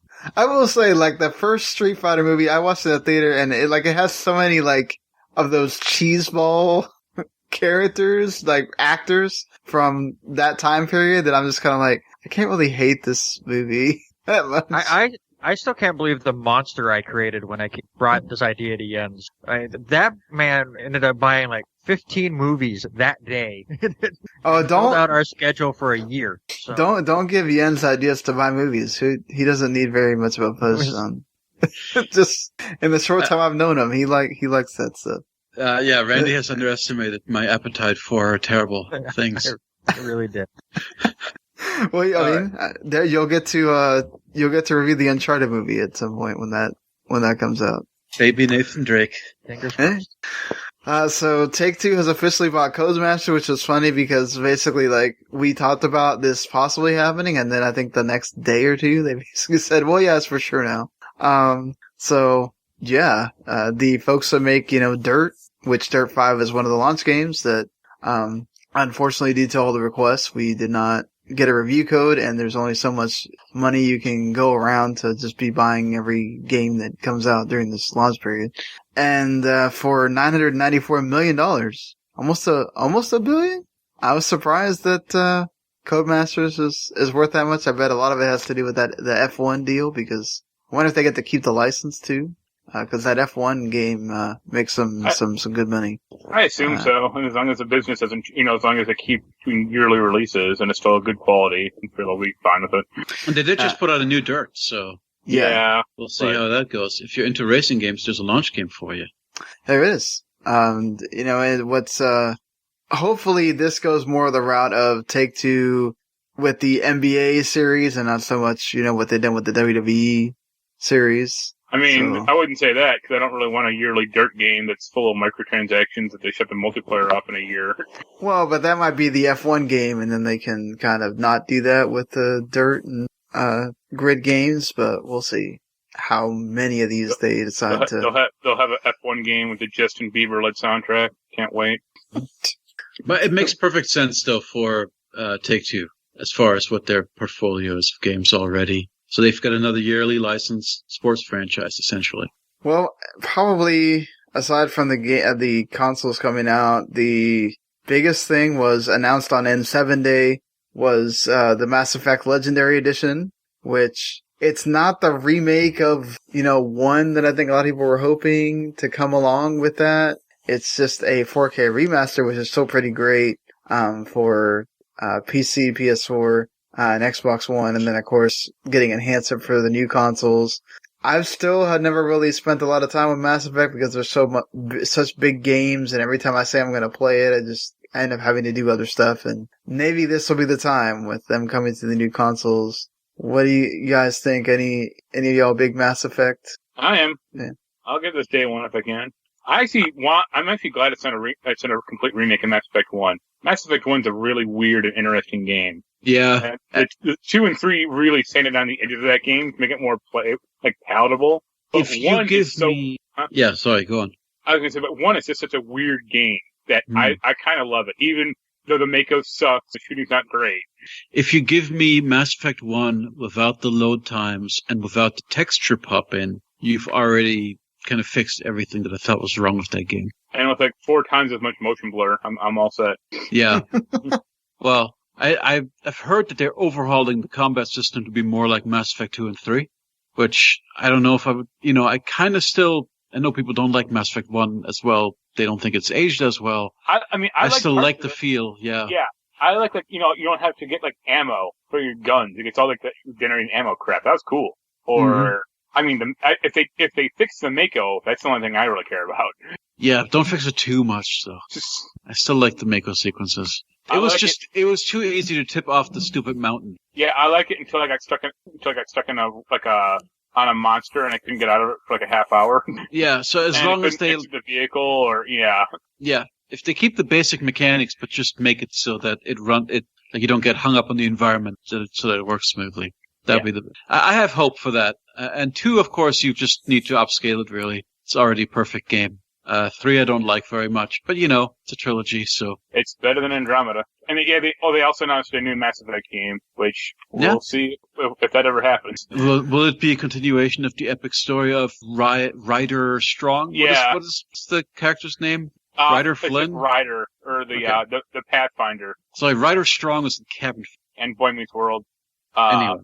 I'll get it. I'm excited. And they've been pumping out these remasters. Well, it's funny because they were like, oh, we finally listened to the fan outcry. And it's been 6 years. Like, what do you mean you finally listened? Like, you should have been listening 4 years ago.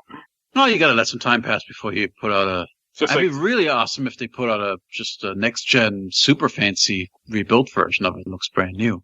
But it's just like Skate 4. It's like, oh, we're listening. It's like, what do you mean now you're listening? Like, people have been wanting this forever. Yeah. Well, it's good that they waited until the new consoles are gonna come and not had done it halfway through this generation and then it kind of gets forgotten right now. Yeah. Because there's no PS5 or Xbox Series X version announced yet. They said that it's going to have enhancements. They didn't. It's they didn't. Yeah, but it's not going to be I don't think it'll be day and date. So yeah, I think it's more like Cyberpunk. It's going to be built for the last gen, and then it'll obviously look better and whatever with patches and stuff like that on the other consoles. Still cool that this is happening. A lot of Sony people were excited that day.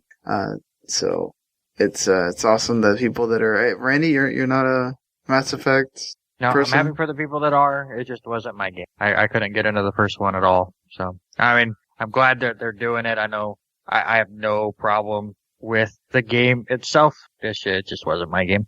Yeah, but it's good that sort of thing exists. And hey, when there's games that Randy's excited about, if they make a Metal Gear Solid, that'll happen.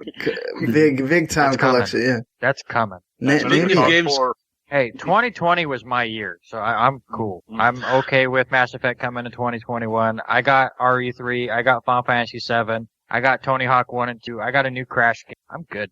I would say we got a new Battletoads game, but I hated it. I didn't like it either. Everyone did. I was so disappointed new Streets too. of Rage game. Man, I got all sorts of stuff in 2020. I can take a year off. You even got a freaking Yakuza old Streets of Rage game. So, and that was pretty fun too. I don't know if you played that But yet. that Scott Pilgrim game is coming out next year.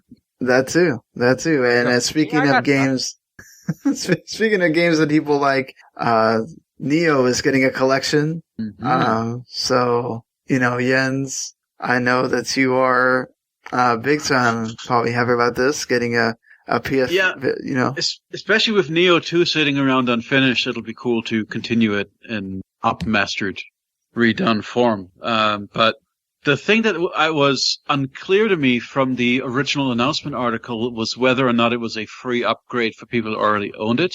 It said if you own the Nioh 2 Complete Edition that you would get an automatic update to the PS5 version, but it didn't say the same thing for the base game. It was kind of vague. So I'm just hoping. I'm hoping it's a free upgrade, because I thought it was a free upgrade for Devil May Cry, and it wasn't. I knew that. I mean, yeah, that's a special edition. It's like the Spider-Man remaster or whatever. They added in that Virgil character to the DLC, so that's why I was like. Well, the confusing thing is there's a special edition, then there's a deluxe edition. The deluxe edition is for PS4, which is just the $15 you get the Virgil stuff, but for previous gen without the next gen enhancements. Kind of annoying.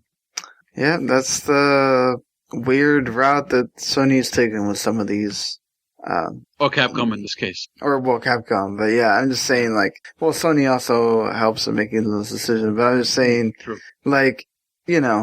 Weird that you wouldn't just. I guess they want to make sure if they're going to put the time in, they want you to buy that version. Yeah. In this case, of course, Koei Tecmo. I wonder what they're going to do with that. But yeah, I'll be very grateful if this is just here's your PS5 update, and suddenly my copies of Nioh and Nioh 2 are more awesome. That'd be great. Yeah, it only says something about you can buy them together or you can buy them separately if you want. It doesn't say anything about an upgrade, and I think if that was the case, they would have announced it. Yeah, I doubt it's an upgrade. Pay $50 for it or something. No. Yeah. That was. Hang on. So what I have here is that 4 Nioh games are going to release over 3 different platforms on PS5, PC, and PS4, because now Nioh 2 is going to come to PC. So you can get the Nioh Collection as one collection, Nioh and Nioh 2 Remastered, or you can buy them separately as individual releases. Okay, but yeah. I have the Destructoid article. Hold up. The Destructoid article says, has 2 bullet points here. Players that own Nioh 2, the Complete Edition on PS4, can upgrade to Nioh 2 Remastered, the Complete Edition on PS5 at no additional cost. Do you have the Complete Edition? If you have the Complete Edition. I do not have the Complete Edition. Players that own Nioh 2 on PS4 can upgrade to the base game, Nioh 2 Remastered on PS5, and receive the PS5 version of any DLC expansions they own on PS4. Right, you have to own the expansions. You're gonna have to buy something. That means, well, as long as if it's just you have to buy the expansions. I mean, you have to buy the expansions anyway if you want to play the expansions. You know, that's a no. Well, but that's the whole point, though. No, my question is the upgrade free for the non-complete edition? Because this announcement does not make it clear. No. Because it says you can only get the upgrade to get the Complete Edition. Well, there's probably something that we won't find out until much closer to. Complete Edition is a separate SKU from having the base game plus DLC. Yeah, you're screwed. I'm asking whether, I'm saying it is not clear right now from the way this release is worded, whether or not I am screwed. Like when they sent me, when I got the Call of Duty code, you can buy Call of Duty Black Ops for like $60 on the PS4, but that's not the upgraded version. You have to buy the Ultimate Edition for like $100. Yeah, so they did the Spider-Man Remastered thing where, if you want this version, you got to pay. You know, I mean, it is what it is. It's Activision. It's nothing out of the ordinary for that to be the case. Also, go ahead. I was going to say, back to my original point, you didn't even finish Nioh 2, Jens. No, I did. I really shouldn't care that much. I mean, you like Nioh 1 a lot. I mean, we'll see. That's one you should be more outraged by. But Nioh 2, you're like, it's too hard. We'll see. There's literally like 3 months before this game comes out, if it still comes out at the time frame. So I'll fully admit that Nioh 2 is way more of a kick in the ass than Nioh, and I've semi-given up on it at this point. Yeah. Don't worry. This expansion will be, or the complete edition will just have a cheat mode. Just give yourself infinite health. Right. Yeah. Maybe one day. You need a good co-op partner for that game. Yeah. So speaking of, because I'm going to go into two different things here. Microsoft is saying that they're not going to share any more console sales data, which they haven't been doing for a while, because why? It's going to look really bad compared to what Sony and Nintendo were doing. And I don't blame them at that point, but Phil Spencer says the reason why he's not doing with this console generation, even if Series X does well, he doesn't really care about console sales, and it really would go with what they've been really focusing on. They really want to make everything about, hey, how many people can we get playing stuff? We want to focus on monthly active users, how many people are playing Gamecast, how many people are, what are they playing, and how often are they playing? That's what he's looking at.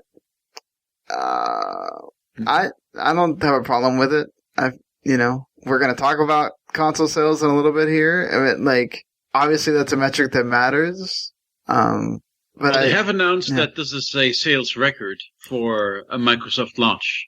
Right, that they've sold more consoles in 24 hours than they had in like any previous generation or whatever. They can if they want to spin the numbers this way, who cares? They don't have to report. It's just an interesting. I just like having that statistic. Not that it necessarily makes a difference to me because I'm platform agnostic anyway. I mean, it's a weird capitulation, but yeah, But they've got nothing to be ashamed of. The Xbox seems to be doing very well. Not that we would know without the numbers, but. Yeah, I mean, apparently it's sold a lot closer to the PS4 in the US than they want to let on. It seems like they just don't want to talk about that data. I feel like somebody's going to leak it eventually, especially it feels like. Yeah, I was going to say PS4. Oh. Well, no, I meant like apparently the Xbox One. Do you mean the original PS4? So like the Xbox One family of whatever, however many consoles they're going to include in that, which I guess would also include the One X because PS4 includes the PS4 Pro, is not that far behind the PS4 as it used to be. Numbers? Right. Is this mashing up all PlayStation sales and all Xbox sales? They've been doing that for a while. PS4 Pro sales get lumped into PlayStation 4 sales. That's just what they do. It's the same thing with... No, but I mean, the PlayStation, what I want is PlayStation 5 and Xbox Series X/S broken out separately so I can compare those. Oh, no, I'm direct. sure it will be. I'm saying for that entire generation. Oh, okay, sure. Like, that's how they did it. And that's what I was saying was that apparently they closed the gap some. But Microsoft just won't reveal the data like they used to. So that kind of sucks because what I'm about to mention here, where we get this data of how well Nintendo's been doing and how well gaming in general has been doing and the games and all that for that month, you don't get Microsoft's data where you would get whenever next month when we get the PS5 sales and all that. It's weird that you won't get this is how many Series X's and Series S's sold. I would be afraid of it just looking like I'm not even in the market if I were Microsoft. Like you'll still look at the numbers and just Microsoft won't be there. It'll be like they're not even in the game. Yeah. Or well, they'll probably spin it as this is how many people played our games this month or whatever. Okay. But how do you report? I guess you'd have to, oh man, this is going to make articles that are reporting sales numbers really annoying now. Yeah. Oh, yeah. Because you're going to have, in every article about this now, you're going to have the explanatory paragraph about how Microsoft no longer reports the numbers, and here's what Microsoft gave us. Which aren't correct, or it will be false. Yeah, it'll be just weird. Spun. And speaking of that, because we all kind of forget about that they still exist, even though Sony and Microsoft have, revealed two consoles, the Switch is still selling like ridiculous hotcakes. And they sold 735,000 Switch and Switch Lite, between Switch and Switch Lite, which is a 136% increase from last year. I mean, obviously no other company has benefited more from COVID-19 than Nintendo. But, I mean, that notwithstanding, it's still ridiculous that the Switch is selling the way it sells. Hey, Mario sells. What do you want? Well, and also, I mean, they've completely taken the chunk away from Sony in Japan. Like the amount of Switch selling to the PS4 selling is crazy. There's no other handheld console anymore. So. Well, yeah, but I'm just saying, like, Nintendo took advantage of that, and they're being able to just really bank on that. And of course, Animal Crossing, how quickly it's gotten to sell 20 million units is insane. Yep. Like, game of the pandemic, man. Yeah, exactly. Game of the pandemic. So, you know, I still need to play Hades on that thing, but I'll get around to it. It's very good.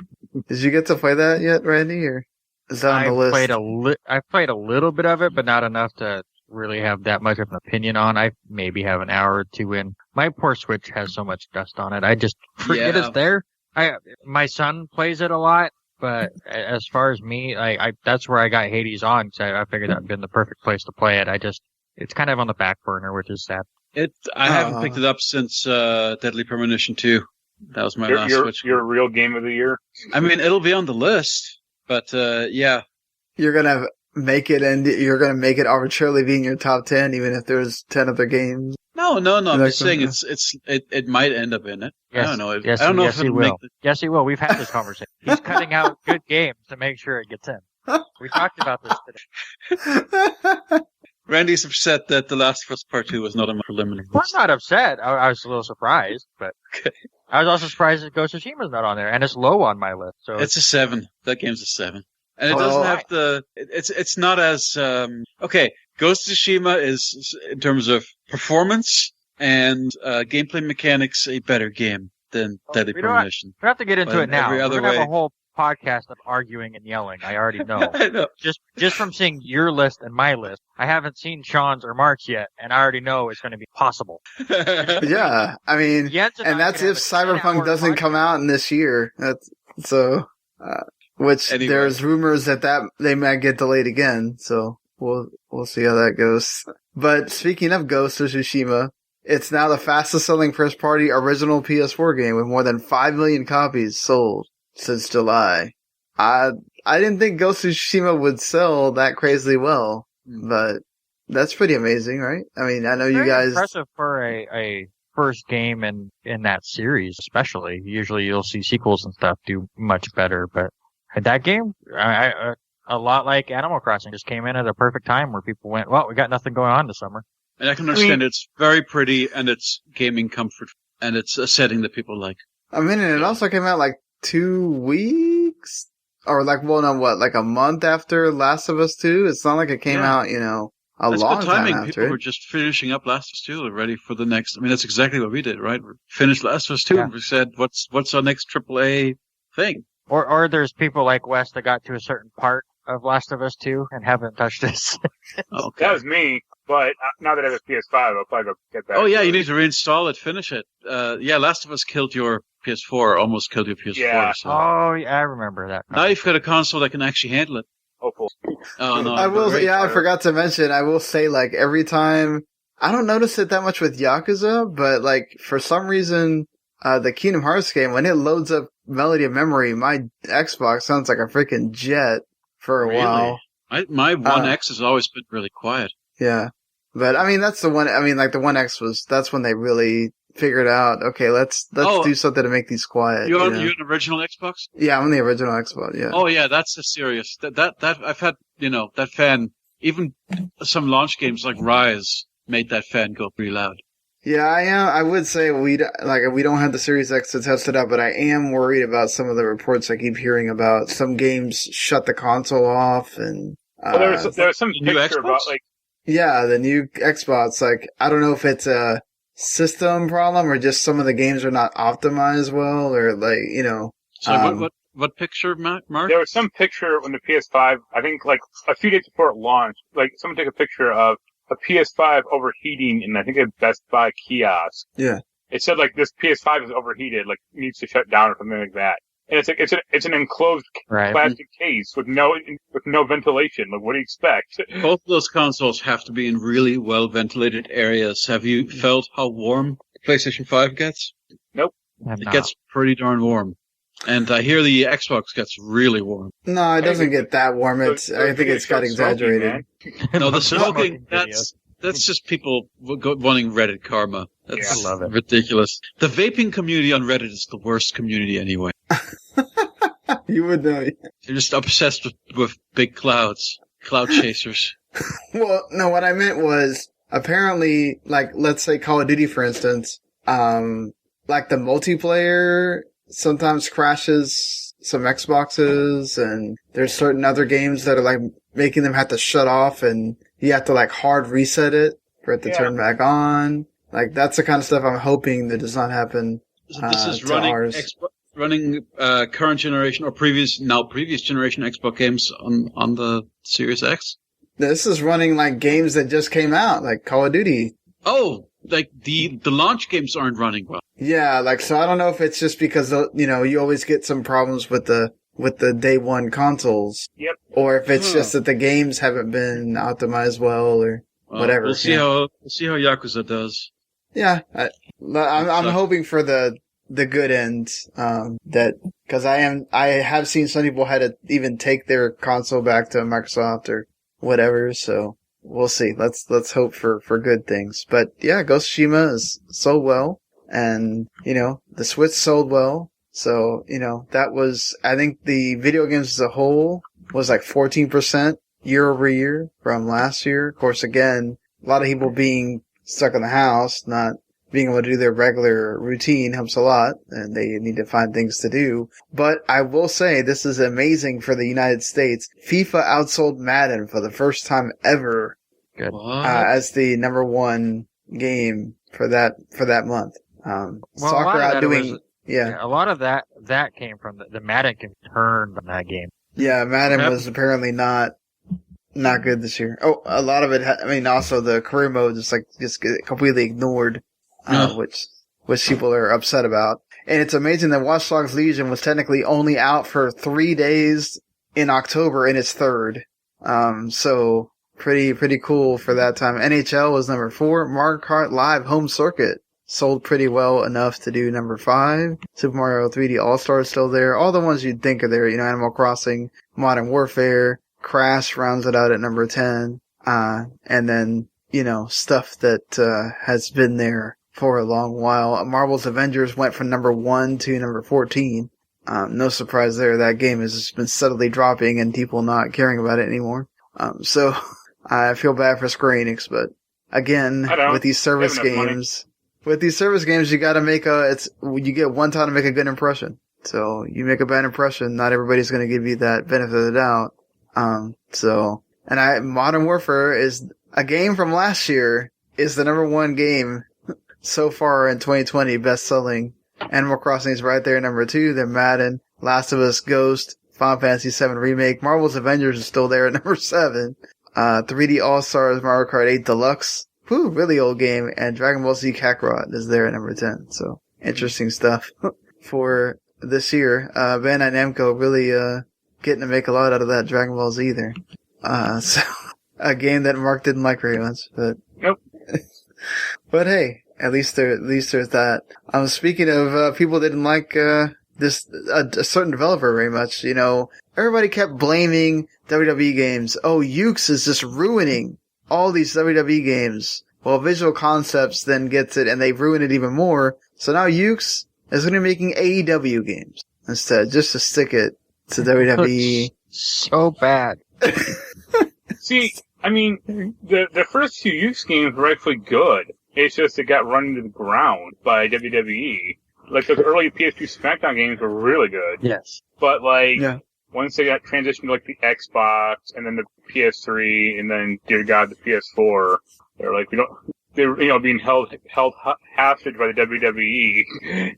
Well, yeah, but WWE holding them hostage didn't help because they were making not so good games. No, that's my point. They never had enough time to fix the errors of their game engine or upgrade it. It's like, we got to put 100,000 WWE wrestlers in this game. There has to be 9 different versions of Triple H. But they fall into the telltale trap. You're just trapped in an ancient engine that doesn't work anymore for the current. Exactly. Like, there are animations in that, the last Yukes game that are from SmackDown, like the first SmackDown game, and it's like, what the hell's going on? Like, well, and then also making it annualized didn't help either. Like you could have it didn't need to do that. Like you could have given it some time in between. That's what I mean by they were held hostage by WWE. Like they didn't. I'm sure they didn't want to do that, but I'm sure Vince was like, we need a game every year. Like, no, we don't. we need a new video game every year, and our wrestlers cannot play them on Twitch. Yeah, or get fired. Yep, or get fired, which happened to a gaming person extraordinaire, Zelina Vega. They announced 3 games. One's a real game, and 2 are mobile games. One's like GM mode, or like run a wrestling league, which might be kind of fun. And one's a casino game, which I think is just hilarious for some reason. But they need to make another car combat game. I want to see Cody Rhodes in a big monster truck firing missiles out of it. More Crush Hour. That's what we all need. The AEW version of Crush Hour, and it'll actually be good for once. So, I mean, you know what? I think a football manager version of wrestling is not bad at all. I mean, no, that's what I've wanted. I loved GM modes in the old SmackDown games. I've been begging for. I said I would never buy another WWE 2K game until they brought it back. Luckily, they haven't, so I haven't had to play one in years. You're saved for that. I have been so saved. I lied. I bought one. It was either 18 or 19 because it was like $1 at one point for a sale, and I think I wasted $1. But the last one I bought was GM mode. I still go back and play. I have an emulator on my computer that I've figured out how to play or do it online with somebody. And we did that for a little bit. It's so fun. So hopefully they come up with a cool idea of it, and it being on mobile will work, I think, and have a lot of fun with it. But they're actual, just graphically, it's dire. Yeah, I mean, I don't know. I hope that they can do well with this. I mean, I think obviously it's gonna be the first one, so it might be good, and it'd just be cool to. If it has growing pains, that's acceptable. But as long as there's like some promise, that'd be fine. Actually, you know what? I'll say this. I would rather take a game that looks over the top cartoony and weird, and like the muscles just look anime or whatever. Make All-Stars 2. And the gameplay is good over TNA Impact, which graphically was fantastic at the time, but that game was garbage. Yeah. They made that they're the ones who made that All-Stars game. Yeah, I mean, like that's the thing is, they did it with 2K Battlegrounds, and that was okay. It's just there was a litany of issues with that game. Number one, 2K with their microtransactions. But let's see if Yukes can, now with having them a little bit more freedom, maybe they can put things in there that 2K they couldn't do with 2K because they're so used to the annualized thing or WWE or whatever. So I mean, it helps that like Cody Rhodes is into games somewhat, and Kenny Omega obviously is. Very much, right. Yeah. So, actually, I want to play Kenny Omega's game. Did anyone watch that press conference? He came out with the early look of the AEW games, and it was like a hand-drawn version of old NES wrestling games of him and John Moxley. It's fantastic. That's what I want to play. I want to play that version. They should. I have to imagine, like, if they'll have some creative input on the game itself. Like, they can go, hey, this doesn't work, or hey, this does, or keep, something like that. Because, like, the WWE games have no quality control. Correct. I would agree. Or no one cares enough to go, wait, this sucks. Make it better. Yeah, I'm just excited for that GM game so I can fire Orange Cassidy. You can hire and then fire Joey Ryan over and over. Oh, God. That's exactly what we want to do there. So, yeah, I mean, I don't even know how to go from that. So, well, speaking of Telltale games, yeah, you have another remaster of a personal favorite coming out. Oh, personal favorite of mine too. Save the World. So that's weird that they're only going to do the first one and not. I mean, it's probably just a test to see how well it'll actually do financially. What's weird is that they're only doing it for PC and Switch, seeing how that game had perfectly good controller support and came to consoles before. Yeah. It makes sense how perfect would this be for the new consoles to have a shiny, art style updated version of Sam and Max? No one cares about Sam and Max. That's one. I do. I like Sam and Max. It's a beloved franchise, but it's like not a huge seller. Well, no, but the the number of optimized for PS5 games are sparse at the moment still. We'll see. I mean, this has been announced for PC and Switch right now. So Yes, it's PC and just Switch. I'm just saying a man can. It's just like Hades. Like, it'll come to all consoles eventually. It does look really nice. It looks like a genuine visual upgrade, and they've changed the art style. They've made it a little bit more cartoony with the outlines. yeah, which made it look a that little bit game better. could certainly go with that. So totally down for that. I was excited when I saw that. I was like, yes, I've been waiting for something for these games, so let's go for it. Hopefully it'll do well and they can do the second one as well. But Yes. Well, We'll see. I would love for the original LucasArts game to come to consoles in the same way that Full Throttle, Day of the Tentacle, and Grim Fandango have. That'd be even better for me, because Hit the Road is my favorite of the Sam Max games. But, Save the World, as far as Telltale is concerned, probably Telltale's finest. But you're right, there are 2 more seasons of Sam Max, they're both good. true. Yep. Sadly, Telltale went into a too much direction. Well, that's the same thing as, like, Yen said, like, they never bothered to fix the engine and kept releasing games on it, and they all started sucking. Yeah. But finally, on the PS5, those Telltale games. Mwah. They'll finally run correctly. We'll see. I'm excited to be able to finally experience all the load times and quick resume and all that stuff pretty soon here. Feels really good. Speaking of Microsoft stuff, Cortana got recast in the Halo TV show, which who knows when that's ever coming out. And it's actually the voice of the Cortana from the video games. Or, well, it's the actual person. So Somebody actually made a smart decision. Well, the actress, she looks like Cortana, because I think they started later modeling Cortana after her. And she looks like the actress playing Halsey, Natasha McEinhorn. So, yeah. Hey, I mean- it makes taking the actor from the game that people know and love, to me, is a better move than trying to fit another star into the place. Who was going to be Cortana originally? Do we know? Natasha McEinhorn? Yeah. Sorry. Oh, McElhenney. Yes, Yeah. from Ronan. McElhone or something, yeah. Yeah. That's how you say it, Yeah. McElhenney? McElhenney. Oh. Natasha McElhenney. I've heard different ways how to say that last name. Yeah, well, I don't know. It's one of those, like, you could say it like 3 different ways and probably be right. I mean, so. Well, I'll have to look at an interview for her where she says it or something. Anyway. She's still gonna do, like, Mark said, she's still gonna do Dr. Catherine Halsey. So she'll still Which is be like- in, yeah. Yeah, it's what Cortana is based on, so, yeah. That's good. And she, like, Jen Taylor, I think that's her name, the voice actress, she is, like, a few years younger than Natasha, so it kind of will make sense also, I think. Yeah, but I wonder if they just decided maybe because you don't really, that maybe she's just gonna voice Cortana and they won't really have a physical. I think she'll be in the show, like, as a character. She'll just be all blue makeup up, and probably Natasha didn't want to put up with that shit. But I agree with you. Right, but I mean, since do they really have to do it that much? I mean, they can just do it digitally because she just appears It could just be the voice if it is a scheduling. Well, it depends. I mean, all the Cortana stuff. Cortana is going to be recorded in front of a blue screen separately from all the other actors anyway. So it was probably just that they had sessions for Cortana planned at a later date, and now Natasha McElhenney can't make those sessions. But she's already got in the can the stuff she filmed for Catherine Halsey or something like that. So I think if it was just like a scheduling issue, if Cortana is just going to be the voice, they could work around that.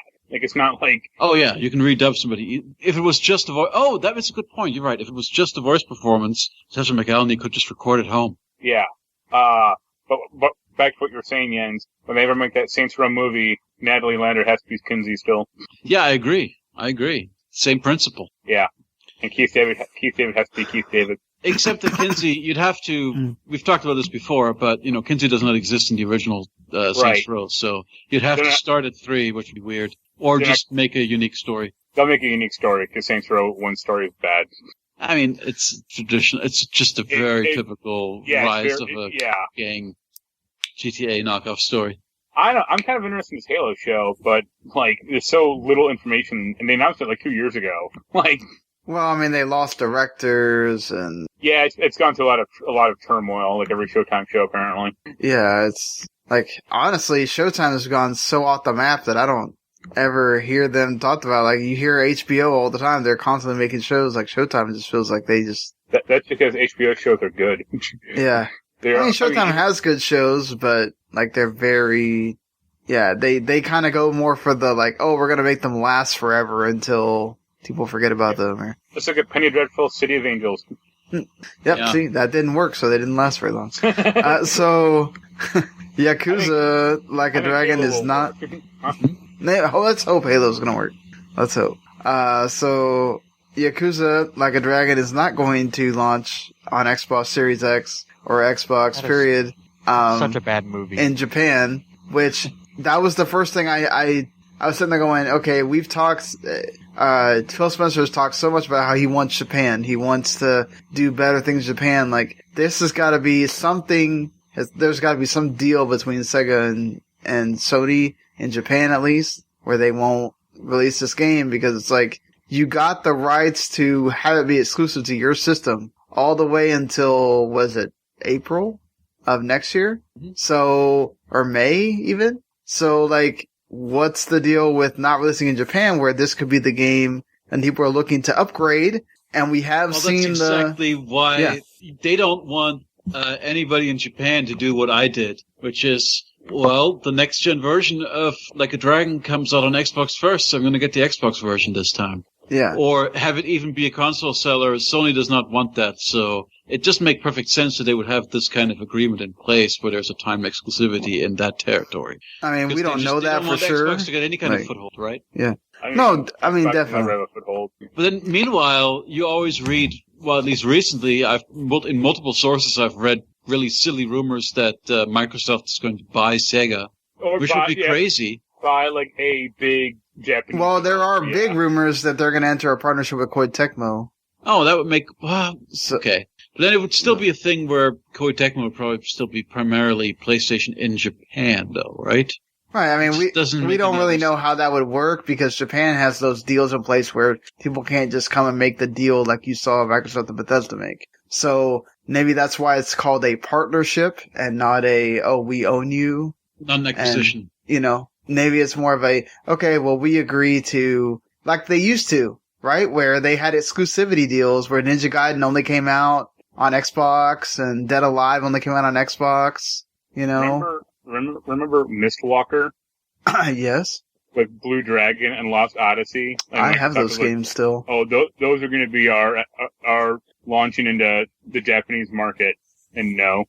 I mean, Lost Odyssey should have been a system seller, but Lost Odyssey was really good. If that game can't do it, I'm not talking about the quality. Like, I really like Lost Odyssey too, but like, I think it's just Microsoft's never gonna. There's such a weird stigma against the Xbox in Japan because they're American, right? I mean, so they're not native, so. I mean, but Sony doesn't have that stigma outside of Japan. Well, look at the iPhone. Like, that's American, and they love that. Yeah. I mean, it's a matter of Apple is beloved. I don't think Xbox, like, it doesn't have a good name. First of all, let's be honest, and it doesn't have the games that Japanese people tend to like. Well, yeah, that's the thing too. Is Metal Wolf Chaos was an Xbox exclusive for Japan. Yeah, I mean, like that's the thing too. Is like.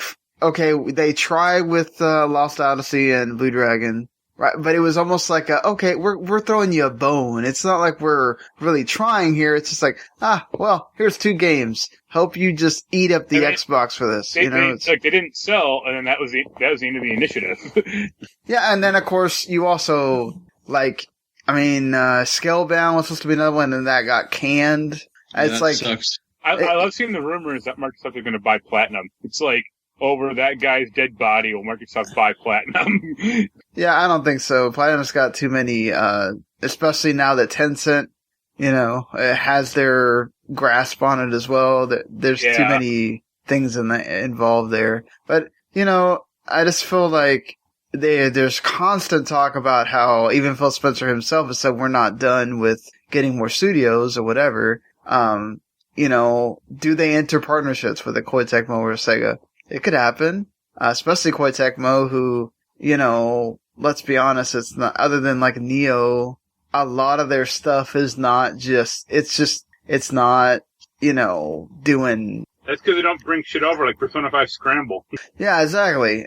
But that's my thing is, outside of the Zelda, that people are hyped for right now, but that's more Nintendo with Zelda, not so much like Koei Tecmo, a lot of their games are Dynasty Warriors 50 million. No, I mean, at some point, like, no one cares about that other than the people that are really big Dynasty Warriors fans. So, and then, they release a Dead or Alive all the time, and that thing just goes into a complete obscurity, after it gets released. I mean, so maybe this would help, but we'll see. I don't know. I feel like we really need to watch how well the series systems do, with these reported not sales that they're gonna be not reporting anymore. So if they do well, I think we would see more partnerships and things like that would make them feel like, okay, well, we really got to get more games into Game Pass and do all that. We really got to do things and that's why I think it's partnerships, right? Because that's what their focus is. It's how do we get more games to show up for Game Pass a lot, Man, so, Game Pass is such a big selling point. It's such a good deal. I mean, I just realized, I booted the Xbox up the other day, playing Yakuza, and realized that I could get Gears Tactics. Yeah, for free. If you have, that alone was already, makes that worthwhile for a little while there. Mm-hmm. And it's a good game. If you like tactics games, it's XCOM, but with Gears. I totally did not realize it was coming to the Xbox. For the longest time, they were saying PC only. Yeah, it was. And then when they announced the new console, they're like, we're bringing Tactics over. Okay. I mean, it became like their one first-party launch game because of Halo not coming out. So, they really needed to make sure it came out. But man, that whole library is really good. I agree. They keep adding things to it constantly. I mean, a lot of it is older games, but here's the irony about what you just said, Jens. You're a big physical media buyer. Well, that's true. Extolling the virtues of basically a service where you own nothing, and they can always yank it away. And they constantly yank it away, and they tell you they're going to yank it away. Yeah, that's because I look at it like Netflix. So I see it as a supplementary service. Yeah, the same way that I look at my HBO Go subscription or something. I mean, aside from the few multi-platform games that obviously will never come to that thing, what Microsoft game would you ever buy? Yeah, that's the thing. I'm not gonna spend $60 on a Microsoft first-party game anymore because I know it'll be on Game Pass. And that's kind of the whole problem with the system. It's like they see it as worthwhile, but it's like, what about the people who are making the game? Do they see the profit, or is it just not there anymore? I think before the new consoles launched, they had said it's not profitable yet because, think about all the money they have to spend to make those deals happen. And, all these games that, especially the indie games and all that come to those consoles. Now those companies have reported, that their games sell extremely well after they've been on Game Pass. But it's also how many different ways can you dice up the pie? Would a company make money if you just added the game to your Xbox that played it? I just don't know the economics of the thing at all. Yeah, that's the thing too, is unless they do make partnerships with other studios, I don't know that we're gonna really see the fruits of the labor until we do see a Starfield or something big from one of the studios hits a huge, Hellblade 2 becomes a phenomenon or something like that, or Avowed or whatever. They have to have a game become amazing that would really sell Game Pass to people that don't already have it.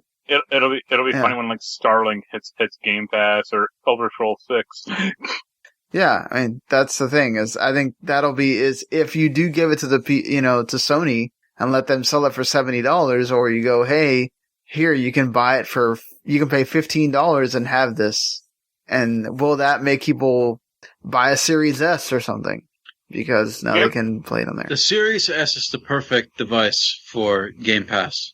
If you just, want to play a lot of games, and then you're screwed. Well, yeah, the hard drive space, but you just play one thing at a time, and you get if you were playing on a budget, you get the console for cheap, and you get the $15 a month or whatever. And you're golden. Mm-hmm. Exactly. And I think that's going to be big for them. We shall see what comes down the pipeline for both of these console makers as we go into 2021. And that's going to be very, very, very interesting. This getting into a new console generation is going to be fun.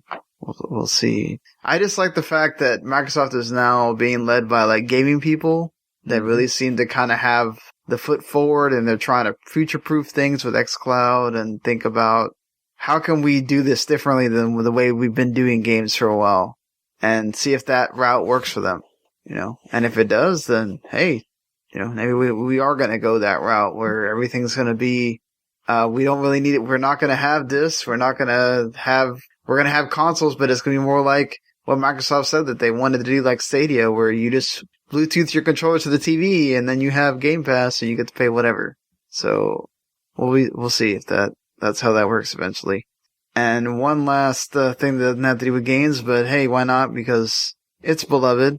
Darkwing Duck is going to get a reboot on Disney Plus. Awesome. Yep. They just did a Darkwing Duck DuckTales episode like a few weeks ago. That was really interesting. Well, new DuckTales is good, so that bodes well for this. Yeah, exactly. One of the guys from SNL, Beck Bennett, does Launchpad, and he was like perfect. Maybe that'll sell my wife on it. Because he has a very good kind of jockish like voice. Yeah. So he's great. And the episode's like on YouTube, like to watch, and it's interesting. Well, that's unless anybody has anything else they want to talk about here. I think we've talked quite a bit. We definitely have. So hopefully you enjoyed our first thoughts on PlayStation 5 and all the launch games we could get our hands on between all of us here. Let us know your thoughts if you happen to snag one. Crazy that Walmart and Best Buy and GameStop and even Sony themselves were able to still have more available at on launch day as well. It's insane. And then people are still not being able to pre-order. And then did y'all see that one guy that has like 57 of them or something all stacked up? Yeah, there's this one. Yeah, he's reselling them or whatever. And I hope that there are smart people that are not spending like $1,000 just to have it right now. Like, you can wait, folks. Trust me, it won't be that long. They've already announced that Black Friday, both the consoles will be around. So. Nah, I think they'll be sold out this year, honestly. No, they just announced it. Sony has announced, GameSpot had an article saying that Sony has said that they're going to be around for Black Friday. Yeah, 10 units for 100,000 people or whatever. Like, they're going to have a PS5 for everyone that wants one. Oh, no, definitely not. I'm saying, but you can still go through the drudgery of trying. There's you don't still have to... a speck of... Yeah, like, that's what I mean. Like, yes, you could theoretically get a PS5 this year, but it's not great, let's say that, unless you're, like, obsessively online like I am all the time. No, yeah. Well, I mean, you don't want to just miss out on a PS5 because you were offline for like 5 minutes or whatever. Oh no, that's literally what happens. Is if you don't see those notifications the moment that they go up, yeah, they're gone. It's it's because those bots are ridiculous, man. But all right, everybody, thank you so much. If you happen to listen to this whole 2-hour shindig, thank you so much. Thank you to all you guys for being here. Jens and Randy taking. No problem. And we'll let you know, I guess, if we do a special Xbox show before the next Friday. If not, we'll be on the regular day here. But until then, thank you everybody for listening, and we'll see you later.